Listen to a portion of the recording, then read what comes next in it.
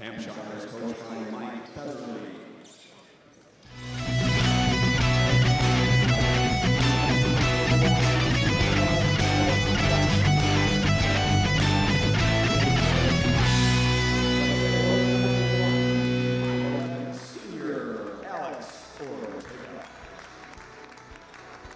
A 5'11" junior guard with 3, Leo Bringus.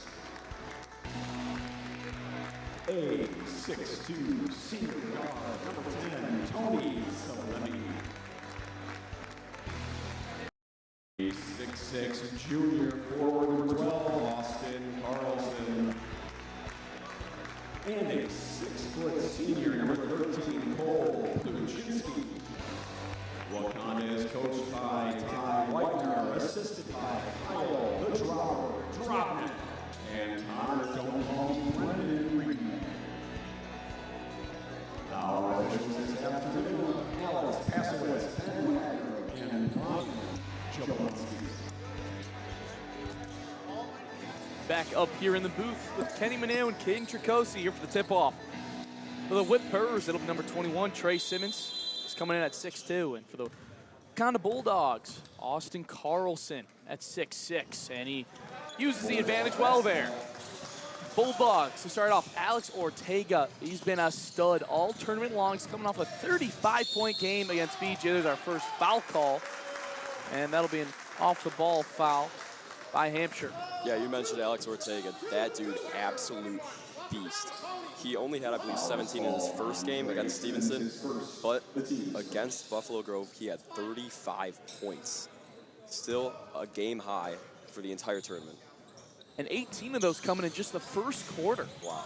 See if we can get off to another start with his Bulldogs here. Is coming up short on the jumper was Salemi. Yeah, that's Tony Salemi. He had a 20-point game against Stevenson to start this tournament, but against BG, he kind of cooled off a little bit. Wasn't the sharpshooter that we know him as. Look to him to heat up and be a guy that the Bulldogs go to today. Not the start the Hampshire won is a little bit of communication there. Pass from Simmons goes into the back court. Here's Ortega. Nice trap defense, leaves an open man though in the paint and in a lot of traffic. Austin Carlson, he's fouled, sent him to the line for 2. Yeah, first 30 seconds of this game, 2 Hampshire fouls, and they're incredibly aggressive on defense. You mentioned the trap right there. They're playing tough man. They're doubling in the paint. It's leaving some options open out for the Bulldogs on the perimeter, but right now, interesting that they go this aggressive early on. See it often in games where, you know, if they get down to a big deficit, it'll be hard to come out of the hole. As Carlson hits one, makes it a 1-point lead for our first point of the game. Now it's the Whippers. Locke gives off up top with Harkin now down in the corner. Bounce pass down to Simmons in the paint. He goes out for 3. Good there from long range, Tyler Locke. And that's Tyler Lack. He's getting his first start of the tournament today. They benched 6'4" guard Sean Roth, who was on fire last time for Tyler Lackey, and it looks like it might pay out. Bulldogs not able to respond on the 3 try. Ortega will give it another try. Miss there. Put back doesn't go. Whippers keep possession on the fast break. Simmons stops the dribble to pull up from there. Back and forth to start this one off after 2 early fouls. Yeah, not just back and forth, but the ball seems a little slippery today. I mean, some miscommunication, lots of miscontrolling of the ball today. Very interesting so far. That was a great pass to Ortega. Wasn't able to finish the play. And it goes to the Whippers out of bounds. And especially by Wakanda, like they're usually very strong, very solid with their ball movement. And today it just seems like something's been off to start. Maybe it's just 12 a.m. day after Christmas. A little tired, but. Ooh. No shot, keep the foul on the ground. The block and foul, credit it to number 12, Austin Carlson. Harkin for the inbound. He'll give it to Parrish. Finds back to Harkin. Well out. Now we're in the corner for 3 to extend the lead. Not able to hit it. Was Baldwin. Bulldogs on the fast break. Holds up the dribble. Tries the extra pass. Wow. Third Hampshire foul of the game. Once again, just incredibly aggressive defense. They're playing on the ball. They're not trying to play any weak, passive zone today. They have been insanely aggressive on the ball. Ortega, nice move into the paint. Not falling so far for number 1. Harkin for Simmons in the paint, under the hoop, and he's good. Out to an early lead here for the Whippers, 7-1. And if the Whippers want to do anything in the paint today against 6'6" forward Austin Carlson, they need to feed it to Trey Simmons. He is a big body.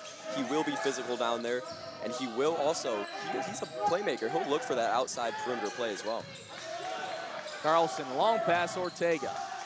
Trying to find a lane, he's forced out. Back with Carlson from the line. Fender in his face, doesn't go. Oh, and it's just frustrating if you're a Bulldog fan. Nothing's falling so far. Nice poke there from Cole Kuczynski. First time I mentioned his name tonight, he'll stay for Hampshire.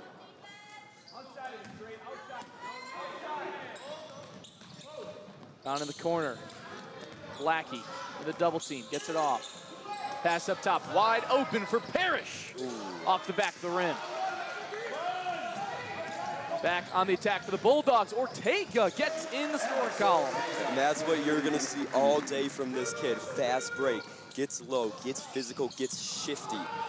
He is so, it's just amazing to watch him play and beautiful to see how he moves. Travel there from Baldwin, couldn't handle the heat. Back to a 4-point game.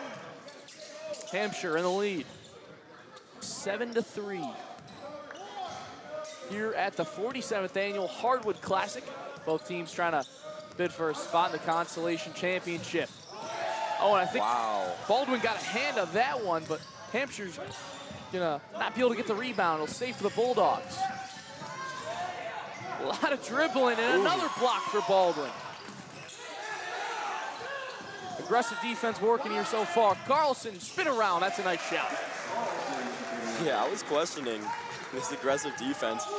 I thought that this very shifty, very physical Wakanda squad would kind of get in there and end any aggressive existence, but it's been working so far. Only 5 points against. This is very beautiful, very effective from Coach Mike Featherwood.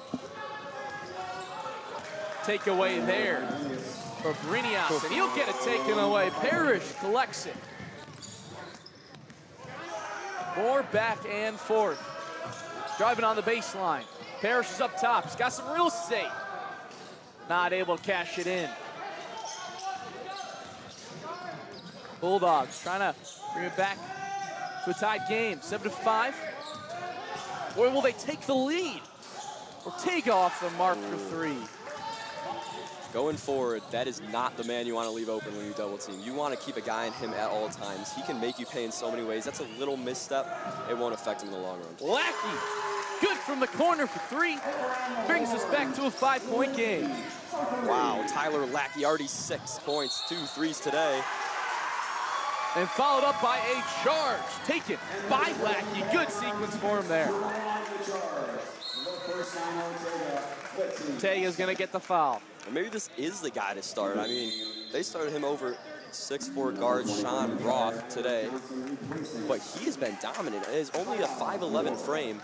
He's been knocking down those shots. Big charge right there on the defensive end, and he's so far our standout guy in this matchup. Followed by a 30-second timeout taken by Wakanda. As it's a surprise here with 3 minutes to go in the first. 5-point lead, 10-5 for the Whippers. Yeah, 100%. We came into this game, you and me, we were talking, Wakanda's a very good team. They do not deserve to be in the losers bracket. But right now, they're being outplayed, are they not? They certainly are, and you said it here in the pregame. It's a streaky team, and so far they're on a good streak.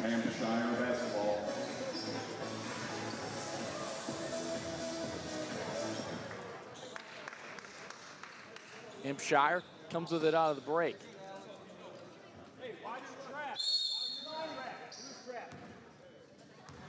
Parrish will be the one to bring it up.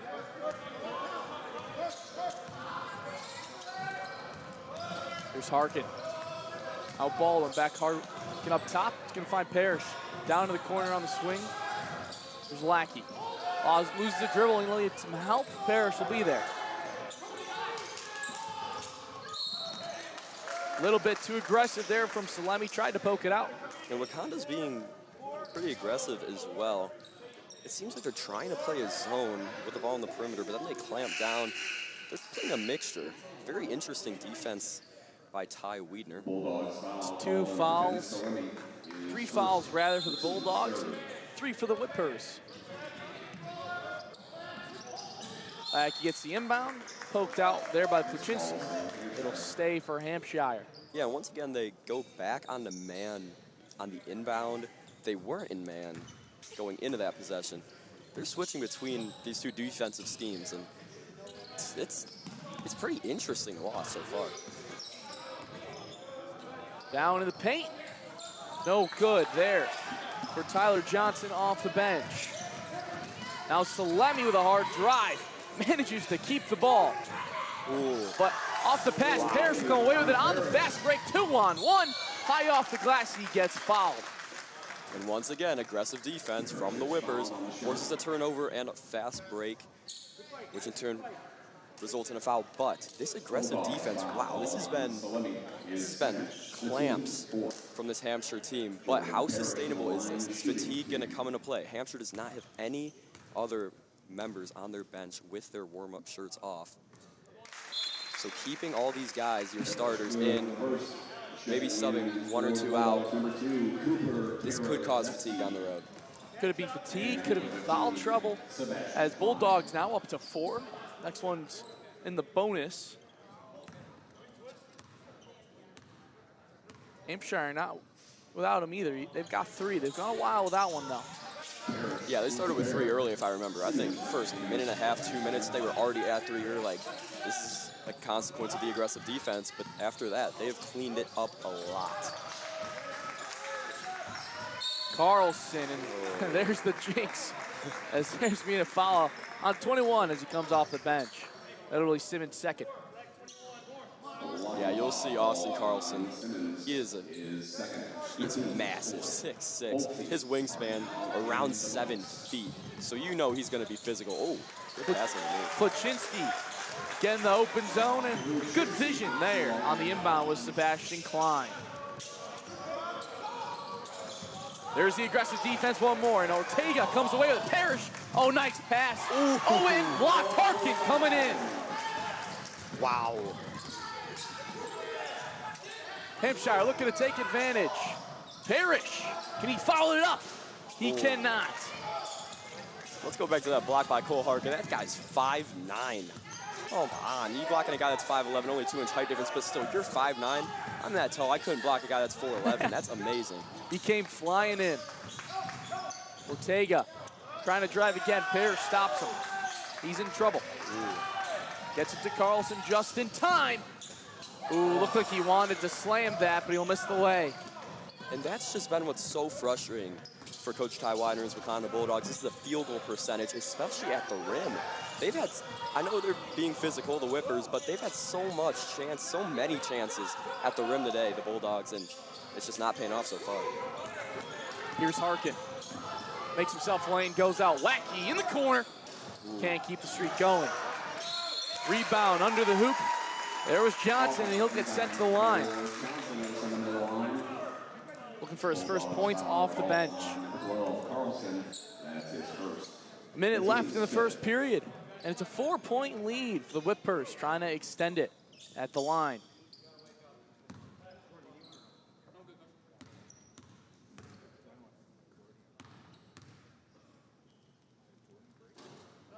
He'll be good on his first. So now it looks like Coach Featherly for Hampshire will bring in 6'2" forward Devin Bach, number 34. He was very good against Streamwood, and I believe against Stevenson in their first game. He had double digits, but he does come off the bench. He doesn't get a lot of minutes. He's very efficient when he's on the court, though, so he's a player to watch out for in these possessions. It's Carlson.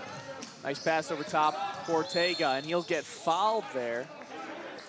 I think it'll be given to Lackey. He got an arm there with Ortega, and that's the bonus. Wow. That'll give Ortega the chance at the line. Ortega, we mentioned earlier what he does best. He can shoot the 3-ball, but what he does best is drive in the paint and make moves. And yesterday, he did that against 6'9" forward Alex Serbu, who was dominating force for Buffalo Grove, but Buffalo Grove doesn't really have any other big men on that team. Now he's facing a larger Hampshire squad, and he's finding trouble finishing. He'll be good from the line, though, and he's coming in at just 5'11". He's got to find a way to make up for that, and he does through the aggressiveness. Yes. 30 seconds. Whippers looking to do something. And coming flying in for the steal, Klein. And now it's Ortega on the fast break. Oh. Another finish not going for him. Wow. It's just on a cold streak. It's when you're ice cold. You need to take a reset. You need something on the bench just to get your mind back in this game. Lackey, oh, great pass to get it to Parrish. She was in a lot of trouble. Now it's just 5 seconds. And Ortega, once again, no good. And that'll bring us to the end of the first. But talk about the pass there from Lackey. Yes, wow. Wakanda, they've started to be aggressive. They started to match Hampshire's defense. At one point, they triple teamed, I believe. That was number 20, Caleb Paddock in the corner. But I think Hampshire, they've had experience against this aggressive nature. Even though they're 2-10, they have playmakers. Amazing pass by Lackey straight to Jordan Parrish for the layup, and it's a 6-point lead. 15-9 here. Consolation bracket semifinal. The Hampshire Whippers and the Wakanda Bulldogs. It's a 6-point lead for Hampshire. My name's Kenny Maneo, joined alongside by Caden Tricosi up here in the booth. The 47th Annual Hardwood Classic exclusively on WCAT Live. We're getting ready to come out of the break here. Yeah, these two teams, they met last year on day 4 of the Hardwood Classic, but they are two of the newest teams, along with Oak Forest. Hampshire's been in this tournament for 5 years, Wakanda for 3. And last year, Hampshire got the better of them, 58-52 win here at Wheeling on day 4. And honestly, coming into this, I thought Wakanda now had enough experience, but Hampshire's game plan has been the difference today. Frankly, coming into this, I wouldn't have been surprised if it was a double-digit lead for Wakanda based off the records, based off the matchups. Yes, exactly.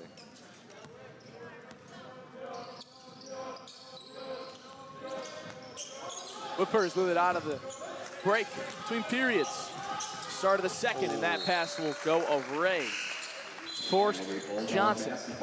Caleb Paddock has seen extreme defensive resistance, and it's forced a turnover 2 possessions ago in the paint, and now it's forced another turnover on an errant pass. And the junior 6'1" forward, I think he's facing some trouble against a strong Wakanda team. You mentioned maybe Ortega needed a minute or two on the bench to regather his thoughts. He's not out there coming after the break. That's where, as we saw him play nearly full games the first couple games this tournament. Yes, I'm pretty sure he played full in both. That's 64 straight minutes of basketball. And now, this is the first time you're not in it. And that'll be a steal there by the Whippers. A little bit too much ball movement for the Bulldogs. They'll take advantage without number 1 out there. Harkins going the long way around. Pass into the corner for 3. No good there for Johnson. That'll be another early foul for Hampshire. And Wakanda, 3 days ago on day 2, their game against BG, so many fouls. I think it was around 20, I think it was around 20 at least in the second half. But that entire game, so many fouls. This is such a physical team, and we're seeing that early. Hampshire likes to be physical. This is not going to be a quick game. Sit in for a little bit, tune in, and you're done. This is going to be a lengthy, old-school game. A lot of fouls, a lot of slow defense. Caden, another big name for the Bulldogs that wasn't out there was number 12, Austin Carlson. Wow. We've seen him play great throughout this tournament so far, but he had a little bit of a lackluster game. Yes. The day before Christmas. Yes, he did, but this guy, he's still a guy. He started since a freshman. He was a freshman at Wakanda, starting with his all-conference brother, Braden. And they're sitting together on the bench, him and Ortega right now. These are the Wakanda Bulldogs impact players that are sitting on the bench. This is extremely surprising from Coach Ty Widener. We'll see how this plays out later on. It'll be Brinias out of the timeout. Kluczynski working on Parrish. Salemi forcing his way in. Oh, nice ball control. On that possession, we saw the ball touch 3 Bulldogs' hands. Those guys were the 3 starters. Right now, I believe that's number 2, Cooper Karaszewski, who didn't touch the ball as well as number 15, Sebastian Klein. He's still the 6th man of this team. So it's pretty surprising how the Bulldogs are favoring their starters, even with 2 bench players in. Salemi pulls up from long. Ooh, no roll for him there. Parrish collects it. Arkin gives out. Number 34 off the bench, missing from long range. That was Devin Bach. Devin Bach, we mentioned him earlier. He's a player to watch. First shot off, he's going to start to get hot. Brinias gets it poked out. No foul call, but it'll stay for the Bulldogs as Ortega and Carlson are back on. So I think that's just what we mentioned earlier in the booth. I think that's Ty Widener's way of saying, here's a reset, take your time, and we're gonna come back and we're gonna fix, and we're gonna get hot. We're gonna fix our mistakes. And I think we're gonna see that from the Bulldogs now. I think Ortega and Carlson are rested up. No look pass from Salemi, sets up the 3, but it won't fall. Oh, and that is a great job from Sebastian Klein. Throws it off the defender. It'll stay for the Bulldogs. Inbound to Ortega. Despite the troubles for him and Salemi, they're the team's 2 leading scorers. Ortega at 4 and Salemi at 3. Wow. Carlson, spin, fade away. Good shot. Brings us back to a 2-point game. So yeah, you mentioned, I believe that's 4 and 4 now. Salemi and Ortega, they are the team's leading scorers, but they've spread the wealth around the big 3, Tony Salemi, Alex Ortega, and Austin Carlson. You can tell that this is the Bulldogs. These 3 are their favorite go-to weapons. Hampshire's doing a great job of stymieing them today. Simmons down to the paint for Parrish, goes off the leg. Now it's the Bulldogs. They'll slow it down. Ortega, never mind, pulls the trigger from way out. That's a way to get hot. If you hit that, that's a hard shot to make. Just off. Interesting choice, though. Parrish into the corner. Harkins. Real aggressive basketball scene down there. A lot of shoulders being thrown. Simmons on the elbow. Goes out for Parrish. Wide open. Wow. Good for 3. I was just about to say, I love this guy. I was watching him the entire possession right there. He moves around, he calls for a ball, and he's not a ball hawk. He dished it out quickly. I don't think he took a single dribble in that possession. He touched the ball 3 times. Amazing job. He's the overall leading scorer, Jordan Parrish, with 6 as Salemi gets tied up. And he gets it taken away by Bach. Wow, and if there's any way Hampshire's going to win this, it's with momentum, and they have all of it. Pass goes astray by Harkin, nearly taking out the manager on the bench. Going for the Bulldogs, as Parrish will take his first rest of the game.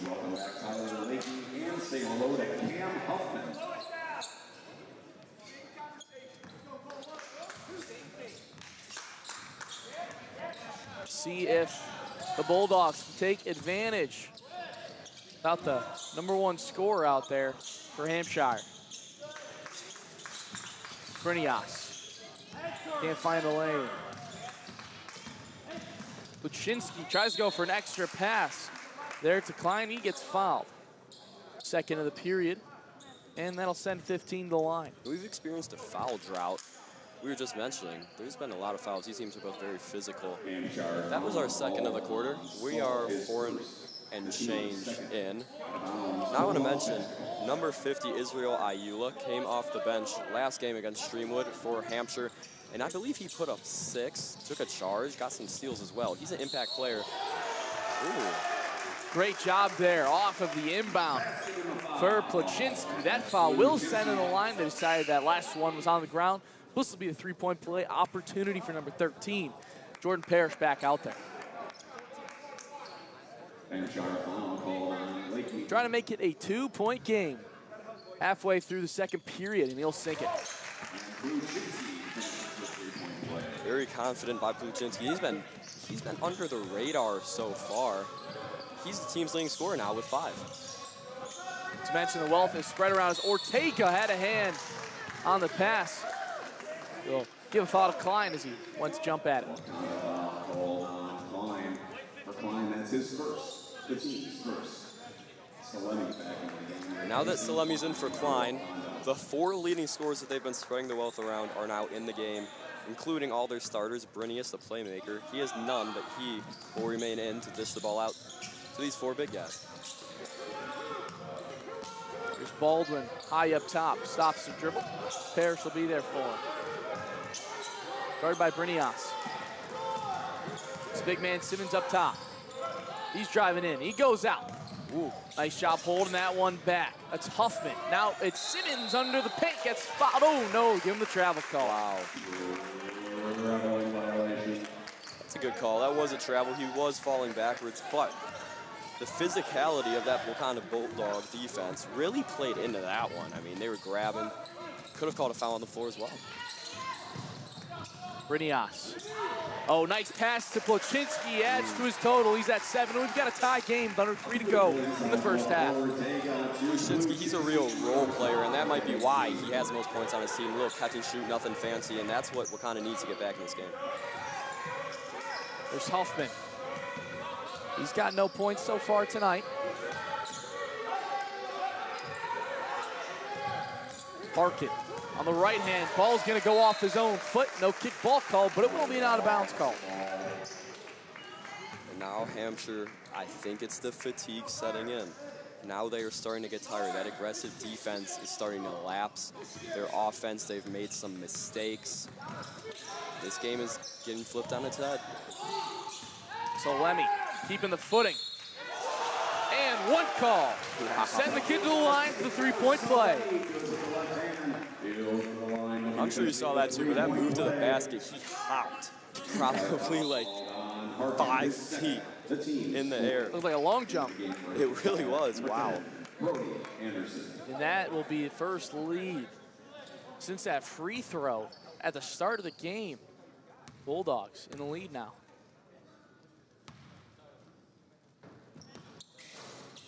And it'll stay 20-18 with 2 minutes to go. It's a 2-point lead for Wakanda.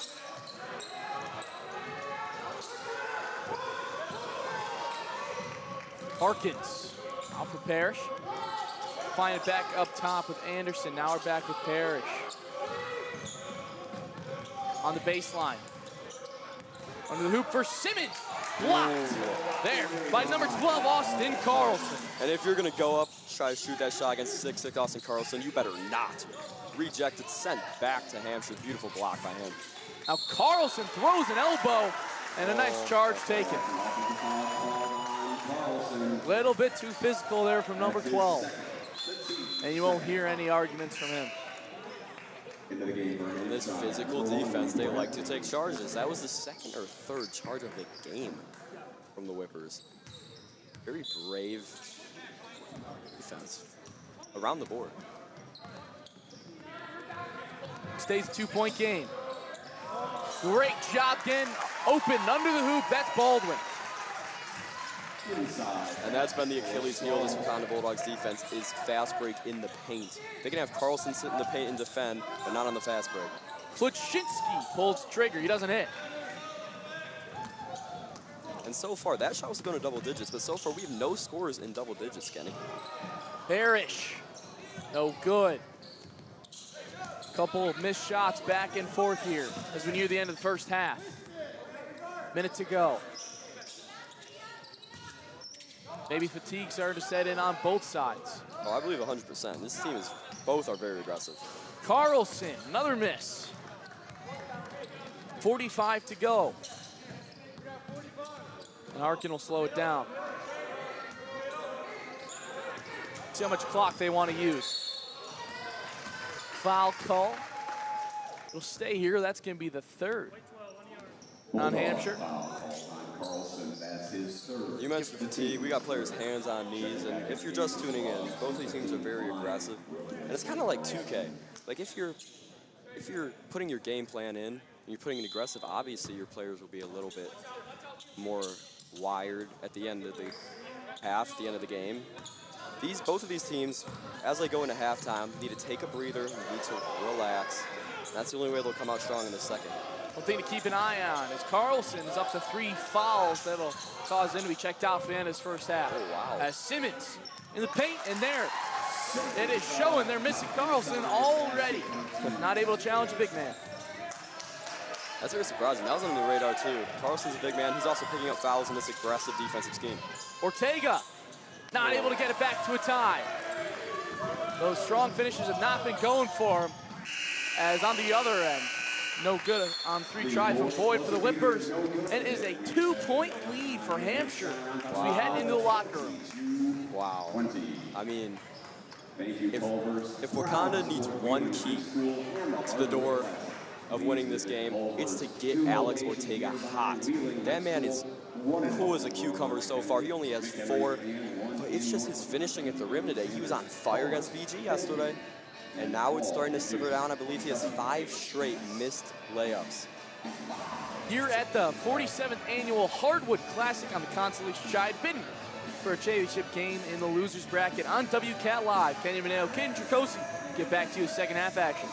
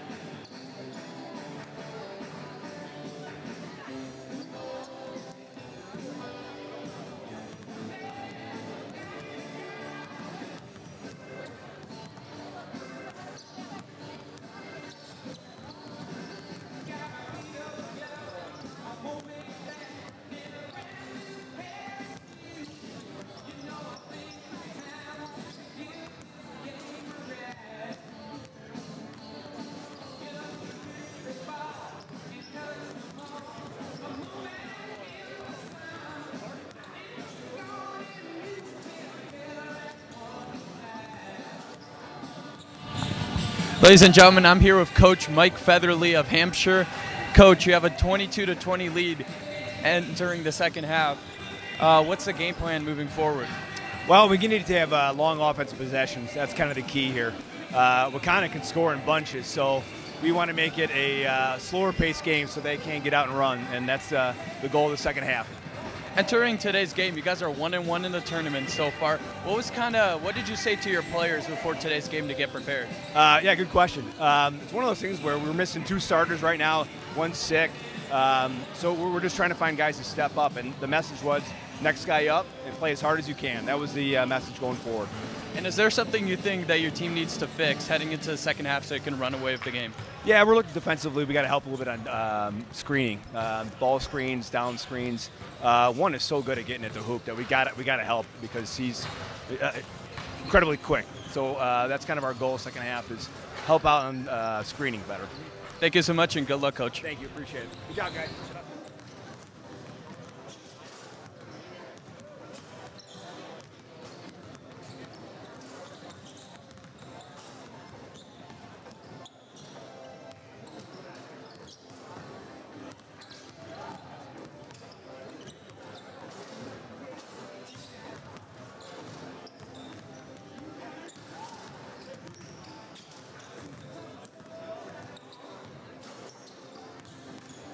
Back here at the 47th Annual Hardwood Classic on WCAT Live.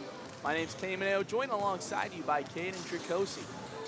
And second half action here between Hampshire and Wakanda, and it is a good one. A low-scoring game, just 22-20, Hampshire in the lead.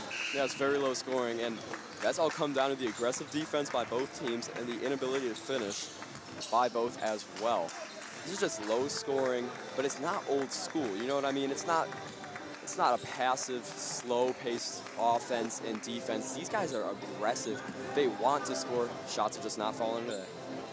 Yeah, it's been real fast-paced. We've seen steals going back and forth on both sides. Just been a lot of misses. Yes, I know, 100%. And especially, we mentioned this before the break, but number 1, Alex Ortega, has been finding it hard to finish at the rim. And we mentioned, he's the key to the game for this team. Same with Austin Carlson. He's in foul trouble now, but he really hasn't been finishing either. And that's just been these issues for the Bulldogs. Hampshire's not really had that to that extent today. In game 1 of the tournament for Wakanda against Stevenson, we saw Ortega struggle offensively, but he made up for it on the defense with a number of steals, which we have not yet seen from him. See if he can bridge the gap. There's the man Ortega to start off the second half. Salemi. Long 2, and a good start for the Bulldogs. We're already back to a tie. There we go. That's what you need. You had low scoring in the first half. Mid-range jumper for Salemi gets back into the game. Salemi needs to continue that. He has 2 fouls. He can continue that for the rest of the half. Simmons, spin move past Placzynski. Back in the lead. It's Ortega, once more bringing it up. 30 seconds in, already seen 2 baskets. Ooh. Simmons nearly overcommits there. Leaves an open man for 3, and good with the defender, flying past Leo Brinias. And get him in the scoring column. Sorry about that, but if you need a representation of how this game has went, you just saw 2 people spill on the floor. You saw aggressive defense by both, and again, wow. Block call there. It's gonna keep it on the ground though. No 2 shots for him. Bulldogs with a 1-point lead. Harkins, the inbound man, goes up top. Simmons on the baseline. Good help defense there, but now charging in. Off the glass, no good. That was Lackey. And Ortega gets not blocked, he'll get fouled. Now this is a chance to reset for Alex Ortega. You make both of these at the line, maybe you even make one. That does worlds for your mind.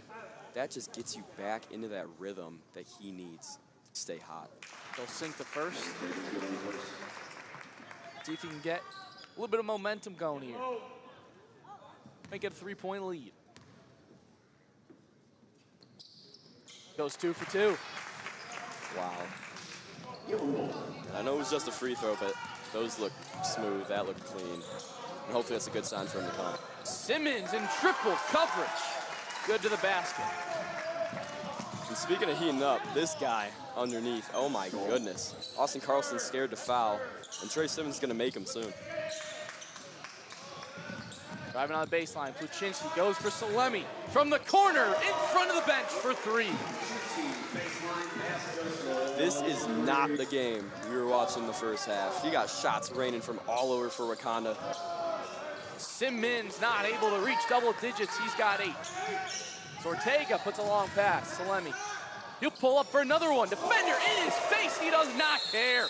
That's going to have to force a timeout from Hampshire, and this is a completely different team in the second half. Oh my goodness, where did that come from?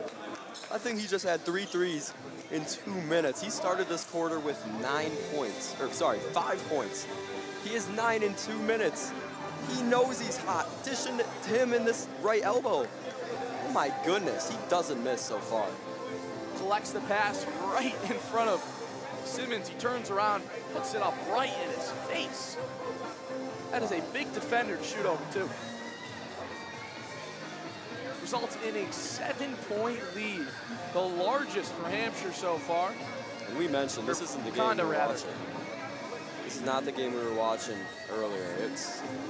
It's a whole new ball game. The aggressive defense is still there. This time shots are falling.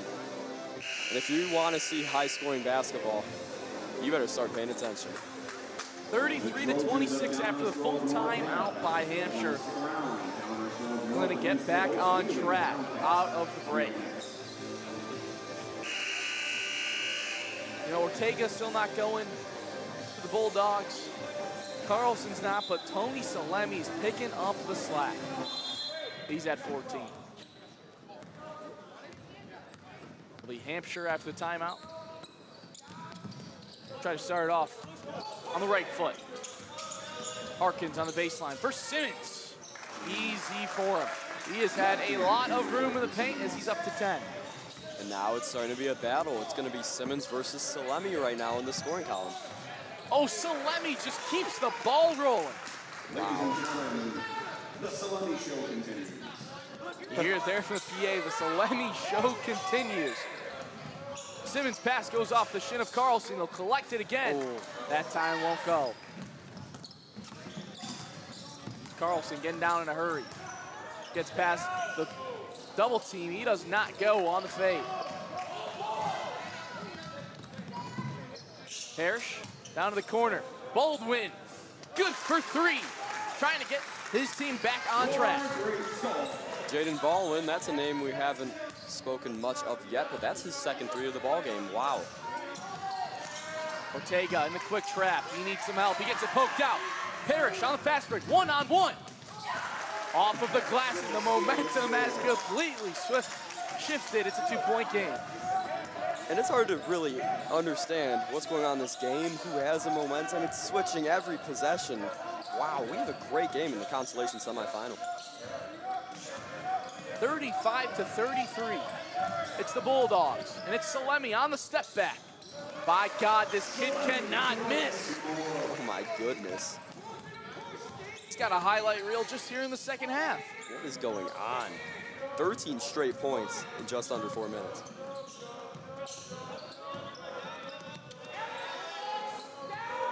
Parrish looking to respond with Hampshire. Baldwin, bounce pass down. Simmons. Wow.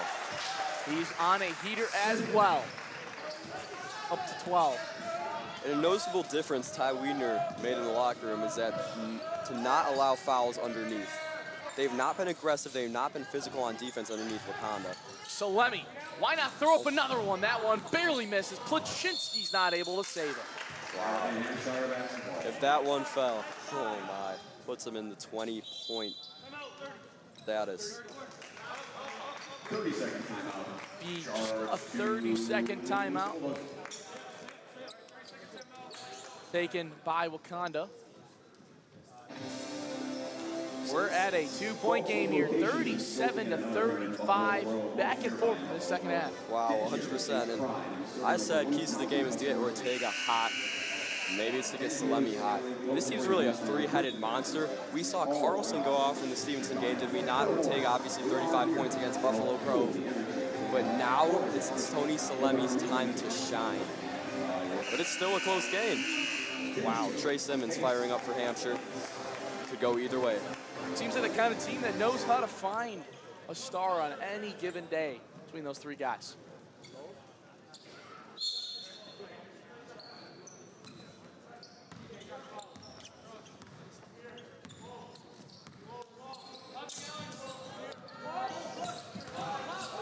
Hampshire out of the timeout from Wakanda.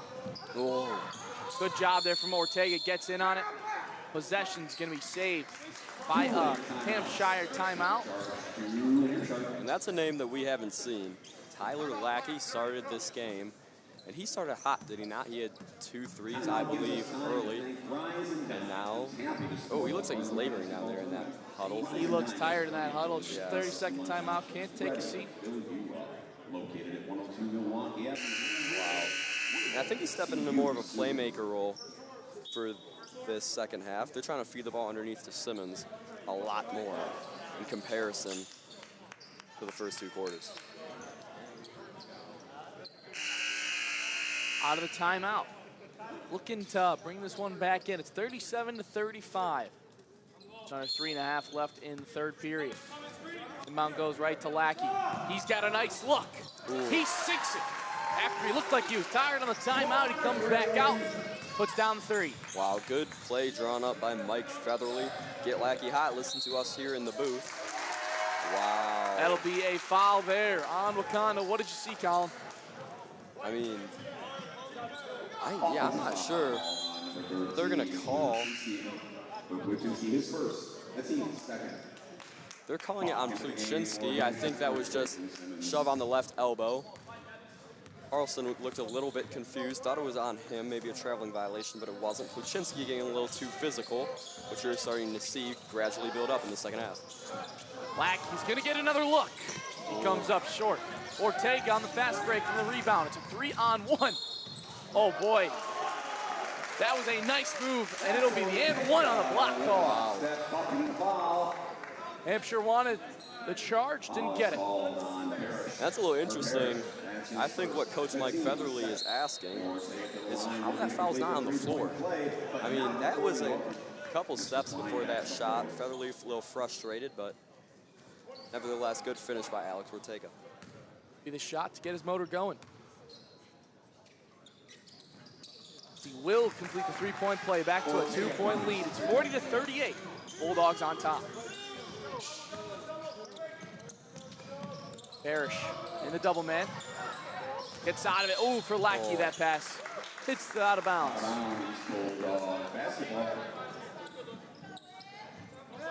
Bulldogs looking to build on this sequence. And they're trying to find Tyler Lackey now early and often each possession. But it makes sense. Trey Simmons isn't on the court right now, giving him a breather. We'll see him later on.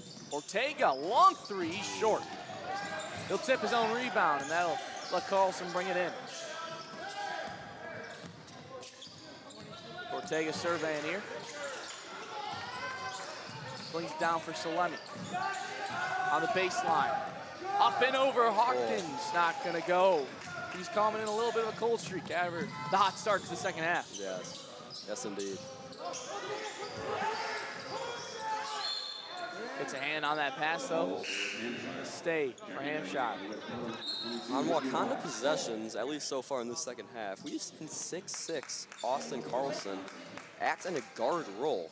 He's perused the perimeter a little bit more than normal, not really seeing him in the paint. Salemi is more taking that forward physical paint role so far. It might be attributed to the foul trouble. Carlson's in. It's a nice pass, get it down to Bach. He's not able to finish it. Salemi in the double team. Carlson snags it away off the back of the rim.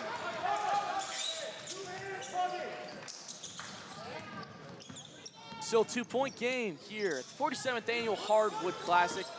consolation semifinal game on WCAT Live, and that is taken away by Brinius.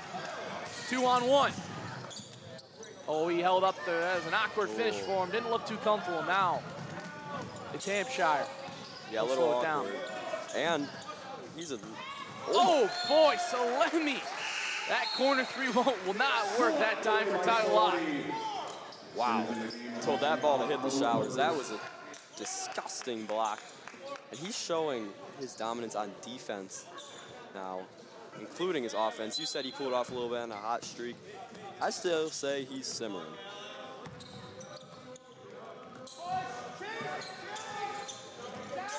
Lackey in the corner, driving the baseline. Will come back out. It's it off for Parrish. Long pass, Baldwin. Nice open look. No good. There for the rebound. It is Klein. 50 seconds to go in the third. Ortega slows it. He'll give off for Salemi. Brings it high up top. Ortega. Good look. Oh, in and out. Falls. Shots just not falling for Ortega today. Yeah, I completely agree. And honestly, I think it might be the shoes. He's not wearing his mismatched leopard prints today. He's going with the all-white look. And that might be causing misfortune for Ortega at the rim. Under 20 seconds. Hampshire probably looking to take the last shot at the third. Fastest tip, Parrish hauls it in. Lackey. They're going to give him a chance for this one, and he will sink it. Wow. Ortega in a hurry. Doesn't get the lucky finish, but talk about the three ball from Lackey. Wow. You saw that was the game plan right away. I believe that was Jordan Parrish at the left elbow, and he wasn't looking for anybody but Lackey. He had green court, not green, he had court, open court up ahead. He could have drove, he could have done something. He chucked it cross court through a tight window to Tyler Lackey. Steps up, hits the three, and that's the man that Mike Featherly is focusing on to get them through this battle. That was a big shot. It'll give them the lead as they come out of the intermission to start the fourth period, 41-40. And what's pretty interesting is 3 timeouts for Wakanda, 2 for Hampshire. That's kind of a small amount, especially through 3. And in a close game, that lack of timeouts, it could come back to bite both teams. Both teams have been using them at will, not holding on to them. Here at the 47th Annual Hardwood Classic, exclusively on WCAT Live. It's today and tomorrow when the games get exciting. Yes. We'll see the first game of the winner's bracket, the other side of the consolation winner's bracket, between Prospect and Vider. That is a heavy rivalry. It won't be next game. That'll be the one after, about 3:45 tip-off time. I'm so excited for that one. Oh my goodness. Played earlier this year. Not the strong start for Vider, but Vider is 9-3 against Prospect in the last decade.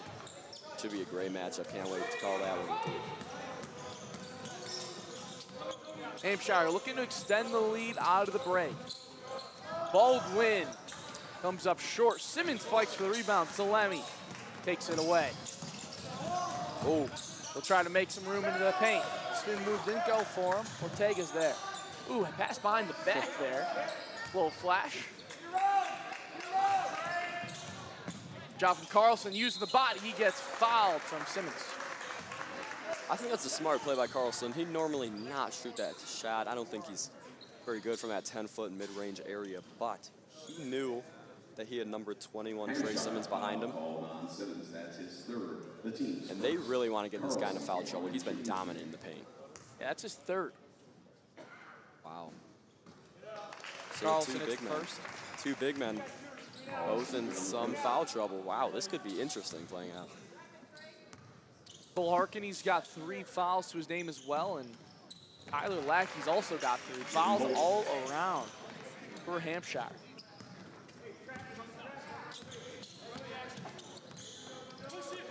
Lackey, here's Harkin. Gives off to Simmons. Wasn't challenged much at all, but it doesn't go. You mentioned Cole Harkin. That's a name we haven't really said today. He's usually a sharpshooter. He has none on the board, looking to step into that playmaker role, as we mentioned.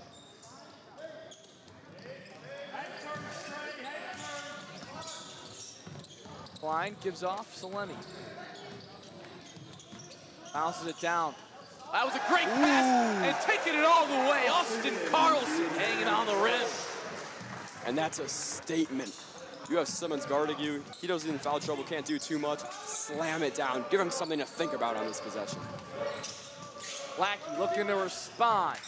Doesn't go. Simmons not able to get the rebound. Salemi, long pass up for Carlson. Oh boy, he goes back to back. A great pass from Salemi and Carlson in stride. Uh-oh. There's some guys straight across from us in the audience, got on their feet. Wow, this place is loud in the fourth. All of a sudden, it's a 5-point lead for Wakanda, and it is another steal. Carlson, he gets it taken away. Baldwin comes away with it. Here's Lackey. He stops the dribble, slows it down a bit. Oh, it's another steal. We're back in fourth. Carlson's tired. I don't blame him. He's done about 3 up and downs on this court. In the corner for Klein. Pulls down the 3, goes in, no foul call, gets it taken away. Now Simmons. Parrish, wide open look. Not able to go. Would have been a big momentum changer as Baldwin gets a little too aggressive trying to reach that rebound. Give me his second. Wow. And if we were playing NBA Jam right now, Austin Carlson would have his game breaker. Wow. He's been dominant. That's a goodness. He's only at 9 points. That's incredibly surprising.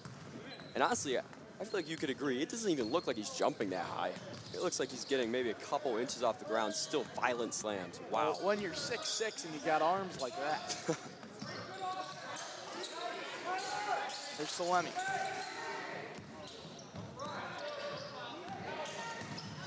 Taking a drive on the left. No shot, keep the ball on the ground. Another fall for Baldwin, he'll be at 3. Trouble for Hampshire. Now you're trailing by 5, and now you have 2 fouls to give. Already at 3, getting close to that Wakanda bonus. Although credit that one to Simmons instead. That's gonna be his 4th. Box gonna have to come on. Wow, that's even worse. You cannot lose that big man. Catch and shoot, Salemi back on track on the offensive side. That puts him at 21 on the day. All the momentum right now in Wakanda's favor. But you look at Coach, Keep the momentum going, why not? Ortega one-on-one. That's the Ortega we know, number 1, Alex Ortega. There we go. And we've mentioned his inconsistencies today, but he's still in double digits. He is averaging 23.5 this tournament, though. Unbelievable. All of this commotion, all of a sudden, it's a 10-point game for Wakanda. Biggest lead of the night. Lackey trying to cut into it, and he can. Big shot from number 14, followed by a Hampshire timeout. Wow. That's going to leave him with just 1. Wow, you're right. That is trouble. This team, they need... All right, you're low on timeouts. You're almost putting Wakanda in the bonus. You have one of your members, Trey Simmons. He's an absolute beast in the paint, and he's getting close to fouling out. Right now, if you're Coach Mike Featherly, what could be your game plan? I think number 14's got to be your game plan. That kid is hitting the long ball. Him and Parrish, you got to get them open looks. 100%. He has 5 threes today. Only shoots the 3-ball. Unbelievable. 5 threes, 15 points. He's also got 3 fouls, though, so he's going to have to keep an eye on him. That's been the struggle. That's been the major struggle for Hampshire. All your scoring weapons in foul trouble. Just dangerous. And Wakanda's been playing that to their advantage. They purposely put Trey Simmons in fouling positions. They purposely put Lackey in fouling positions as well. He took a couple blocking fouls in the paint earlier. Smart game plan by Ty Weidner. Hampshire trying to dig themselves out of this hole. It's 51-44 coming out of timeout. Bulldogs on top. here at the 47th Annual Hardwood Classic on WCAT Live. Kenny Maneo, Caden Tricosi here with you for this one. 7-point lead for Wakanda. Salemi looking to add. Thumbs up short.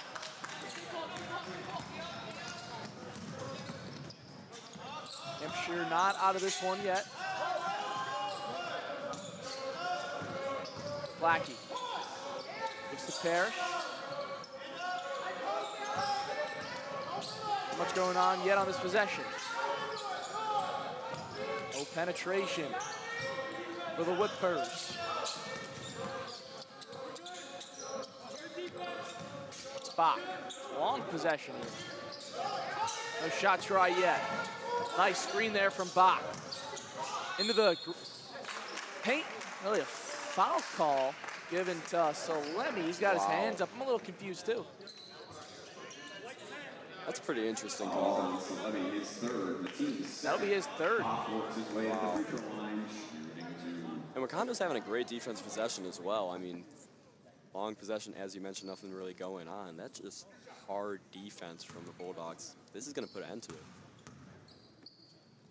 Tries for Bach. Thinks his first. Devin Bach, I may have jinxed him earlier. I said it's a man to watch. He's played pretty well early on this tournament.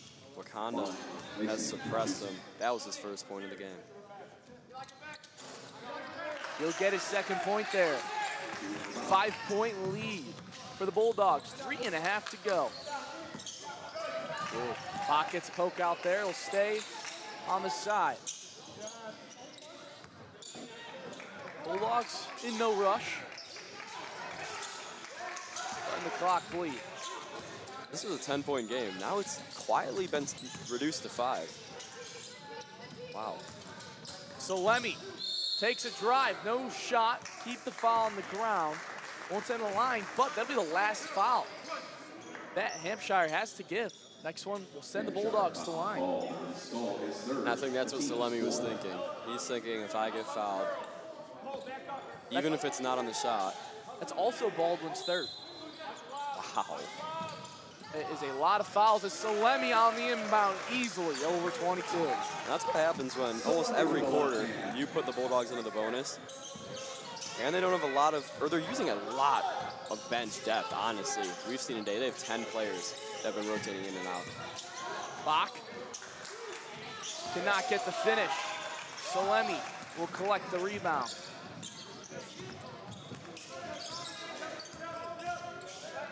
Under 3 minutes to go. Carlson. Pass out. 3 in the corner. Comes up short. Ortega's there for the rebound. Doesn't get the put back. Flying in for another rebound. And it'll stay for Wakanda on that end. Just chewing up the clock. Wow. I'm surprised Ortega was even down in the paint trying to get big there. That was Leo Brinias, another small guy coming in for the rebound as well. Wow. And he's the inbound man, just gives it to Ortega. Smart pass out, retain the possession. Salemi, they're gonna get him on that push off a little bit. Too much of an extension with the left arm. And now Mike Featherly, obviously he's reducing the aggressive nature, but he's also switching man into zone now, trying everything he can to prevent the bonus for Wakanda. That's gonna have to bring Salemi off. He's at 23 points, but that's his 4th foul. Wow. And honestly, I think if I'm Coach Ty Wiedner, maybe offer a quick break, but I mean, I'd risk it, him going in. He's been the leading scorer. He's been a dominant force. And the next 2 minutes, they're huge if you can get some points on the board. Carlson just letting the clock get chewed up. And that will send him to the line on the bonus as Lackey was getting in there. It's been Lackey's 4th. And yeah, that's Coach Mike Featherly shaking his head. That's not a good foul in all respects. Tyler Lackey. Oh. I know you were doubling him, but yeah, you just can't get that physical. Now, team is in jeopardy. We got a good shooter at the line. Puts Carlson at 10.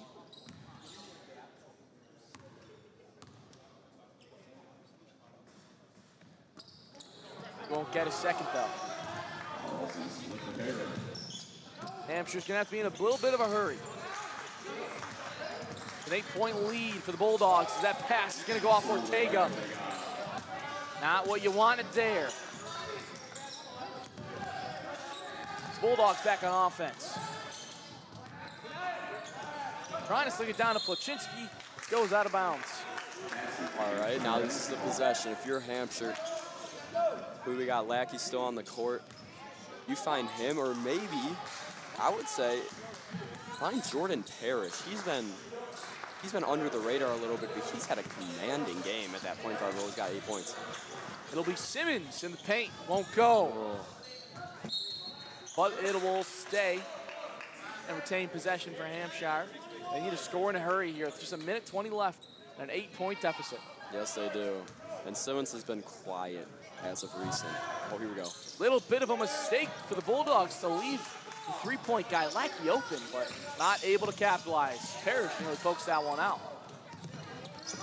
That's a nice bounce pass by Placzynski. He'll give him a nice lane and a nice extra pass for Carlson. Parrish comes in for the rebound. We'll say his foe is out of bounds to try to keep it in. Wow. Still props to 5'9" Jordan Parrish getting that block from behind on Austin Carlson and not getting the foul. There's your guy, Salemi, back out there, despite the fouls. They'll go to him for the inbound. They'll hand it off to Ortega.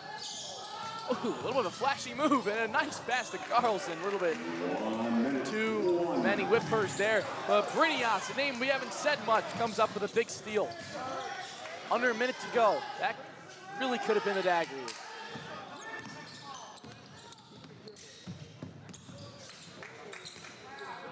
They're going to let that clock run and run. Playing keep away. And no fouls from this Hampshire defense. Kind of surprising for the last 30 seconds.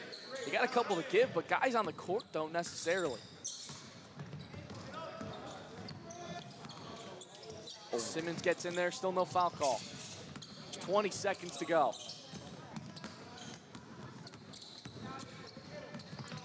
Finally, the ball will be taken away by the Bulldogs. Brinias still trying to disrupt. Lackey. Three ball from the corner. Not much else you can do with the clock at that. It's a 5-point game, and that'll run the clock here and send the Bulldogs to consolation championship. They hold on after a little bit of a comeback, 54-49 over the Hampshire Whippers. Wow. And if you're Wakanda, you like that win. Obviously not how some of the game didn't go how you wanted it to go, I should say. But honestly, if you're Hampshire, do not hold your heads low at all. This is a tough 7-3, now 8-3 team that you played hard and lost to. Lackey had 6. If you're 2-10 and you're playing a good 7-3 team like that, I think it's a great sign for conference ahead to get this experience. A lot worse places you can be in. As a leading scorer overall today was Tony Salemi. He got it done with 23 points, 4 fouls. He was aggressive, but who cares? That's it for us in the booth on this one. Kenny Mineo, Caden Tricosi will send it down. Got the whole team there for an interview. I like it. Guys played great.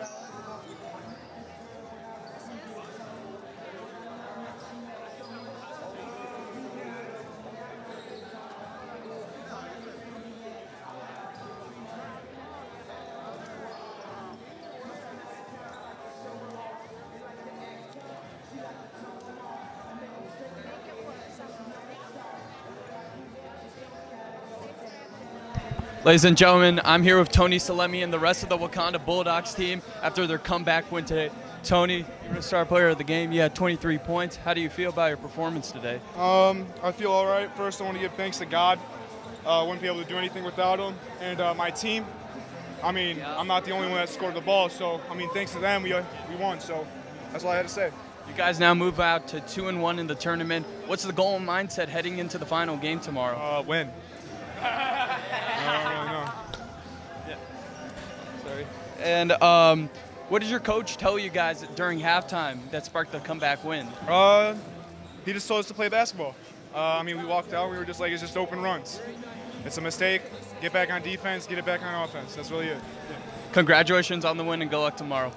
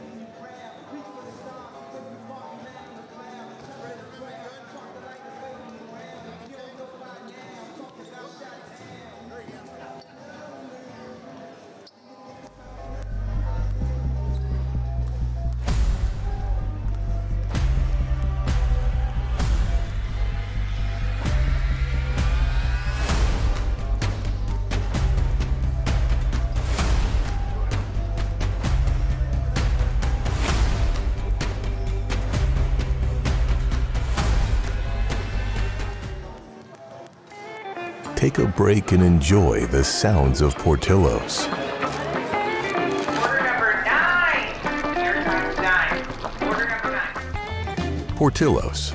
It always sounds good.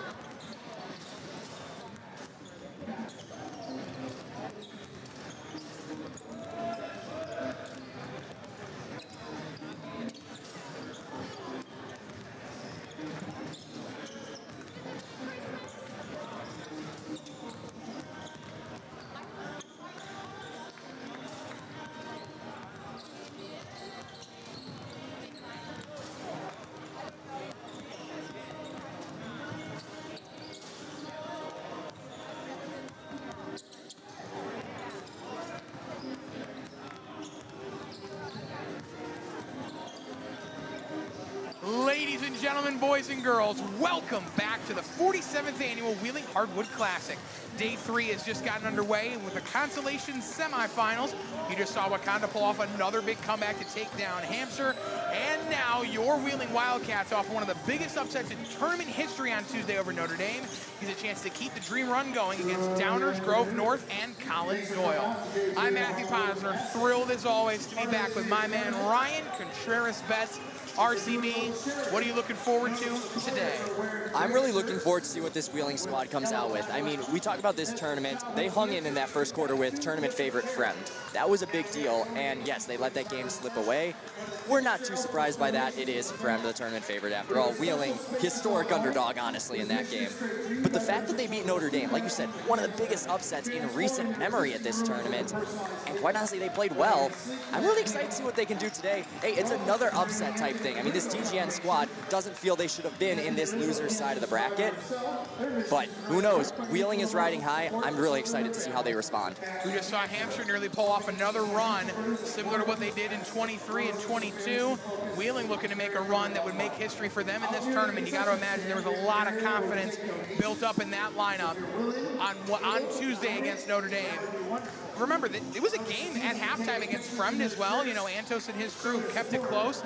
That game, of course, they came in with a bunch of guys benched for missing practice. They're back to full strength today. They bring back Chewy Zavala, their starting guard. He'll come off the bench, fresh off wisdom teeth surgery, but he is ready to go. This is a big contest for Wheeling. Keeping contention for 4 quarters proves they can still hang in there. For a season that felt lost early on, certainly isn't lost now. It's a team ready to play and ready to compete. We're about 90 seconds from tip-off of this one. Me and RCB will be back after the starting lineups. See you in a few.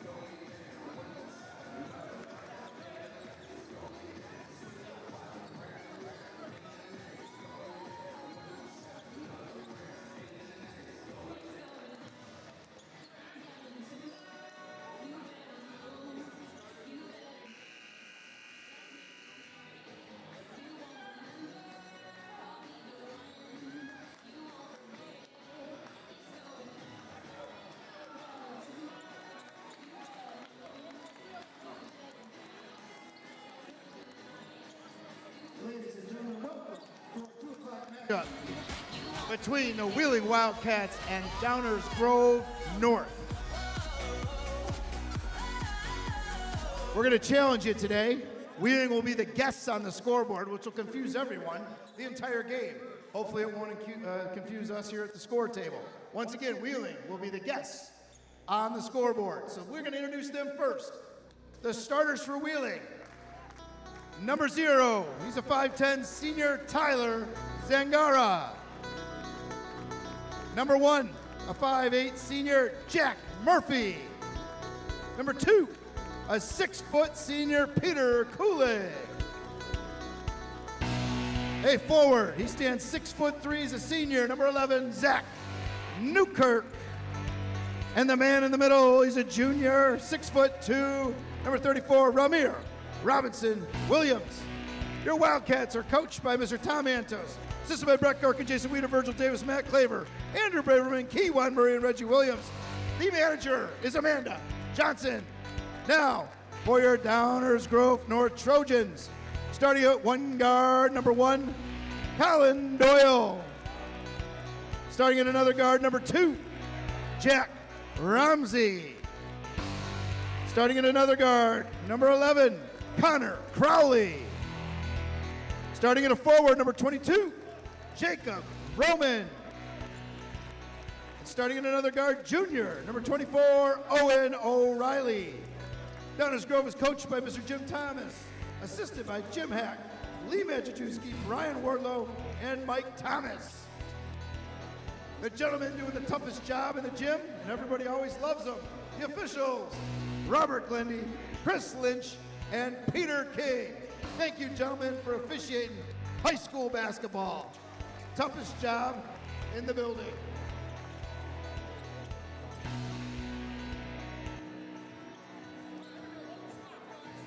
There is a lot more hype and anticipation around a Wheeling basketball game that we have seen in some time at this tournament.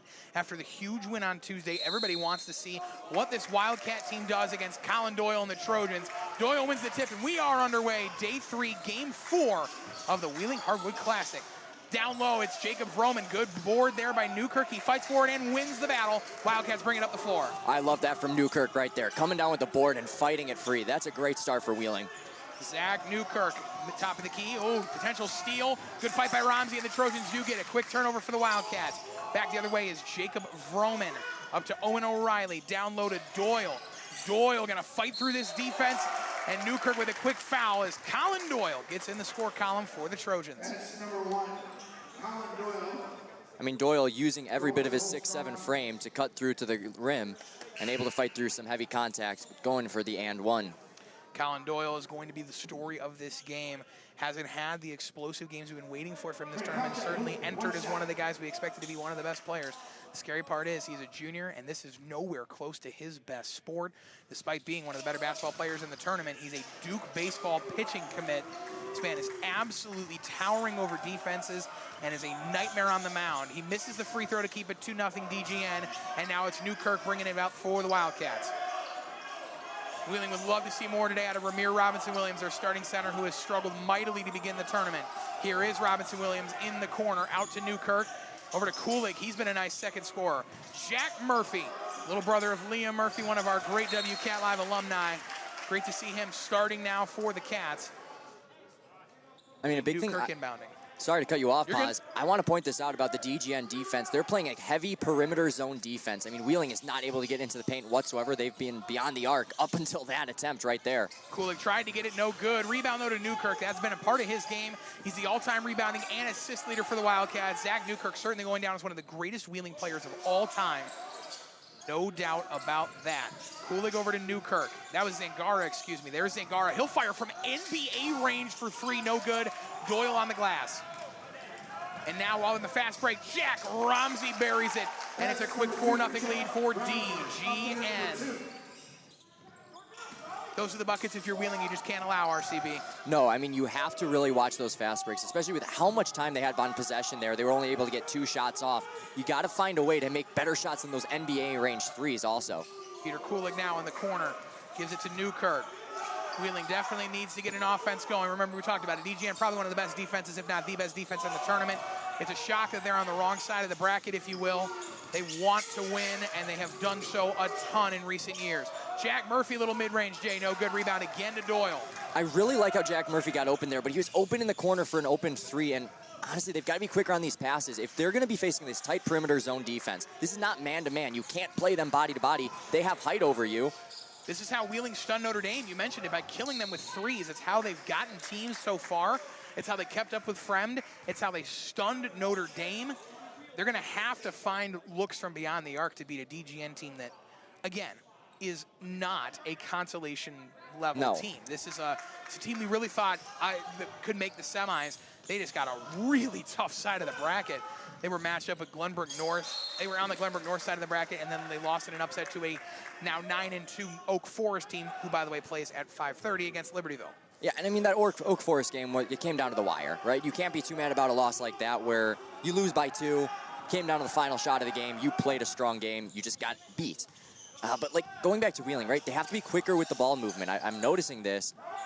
You've got to get those open shots. Look at this matchup right now. Jack Murphy is on Colin Doyle. There's a foot difference in height, and the Ramir Robinson-Williams struggles continue. That's another turnover, and Ramsey going right down the floor. He gets fouled by Murphy and one. The senior captain guard, one of the few seniors on this DGN roster, has a chance to make it 7-0 early as the Trojans are struggling. The Wildcats are struggling. The Trojans certainly not struggling. I mean, Ramsey, that was just a really nice move along the right side of the paint. Just getting it banking off the glass. Again, it's the idea of fighting through contact, too. Both of these shots, I mean, we saw 2 free throws. We saw Doyle at the line earlier. To get those lay-ins, they had to fight through a lot of contact. That's why they ended up at the line.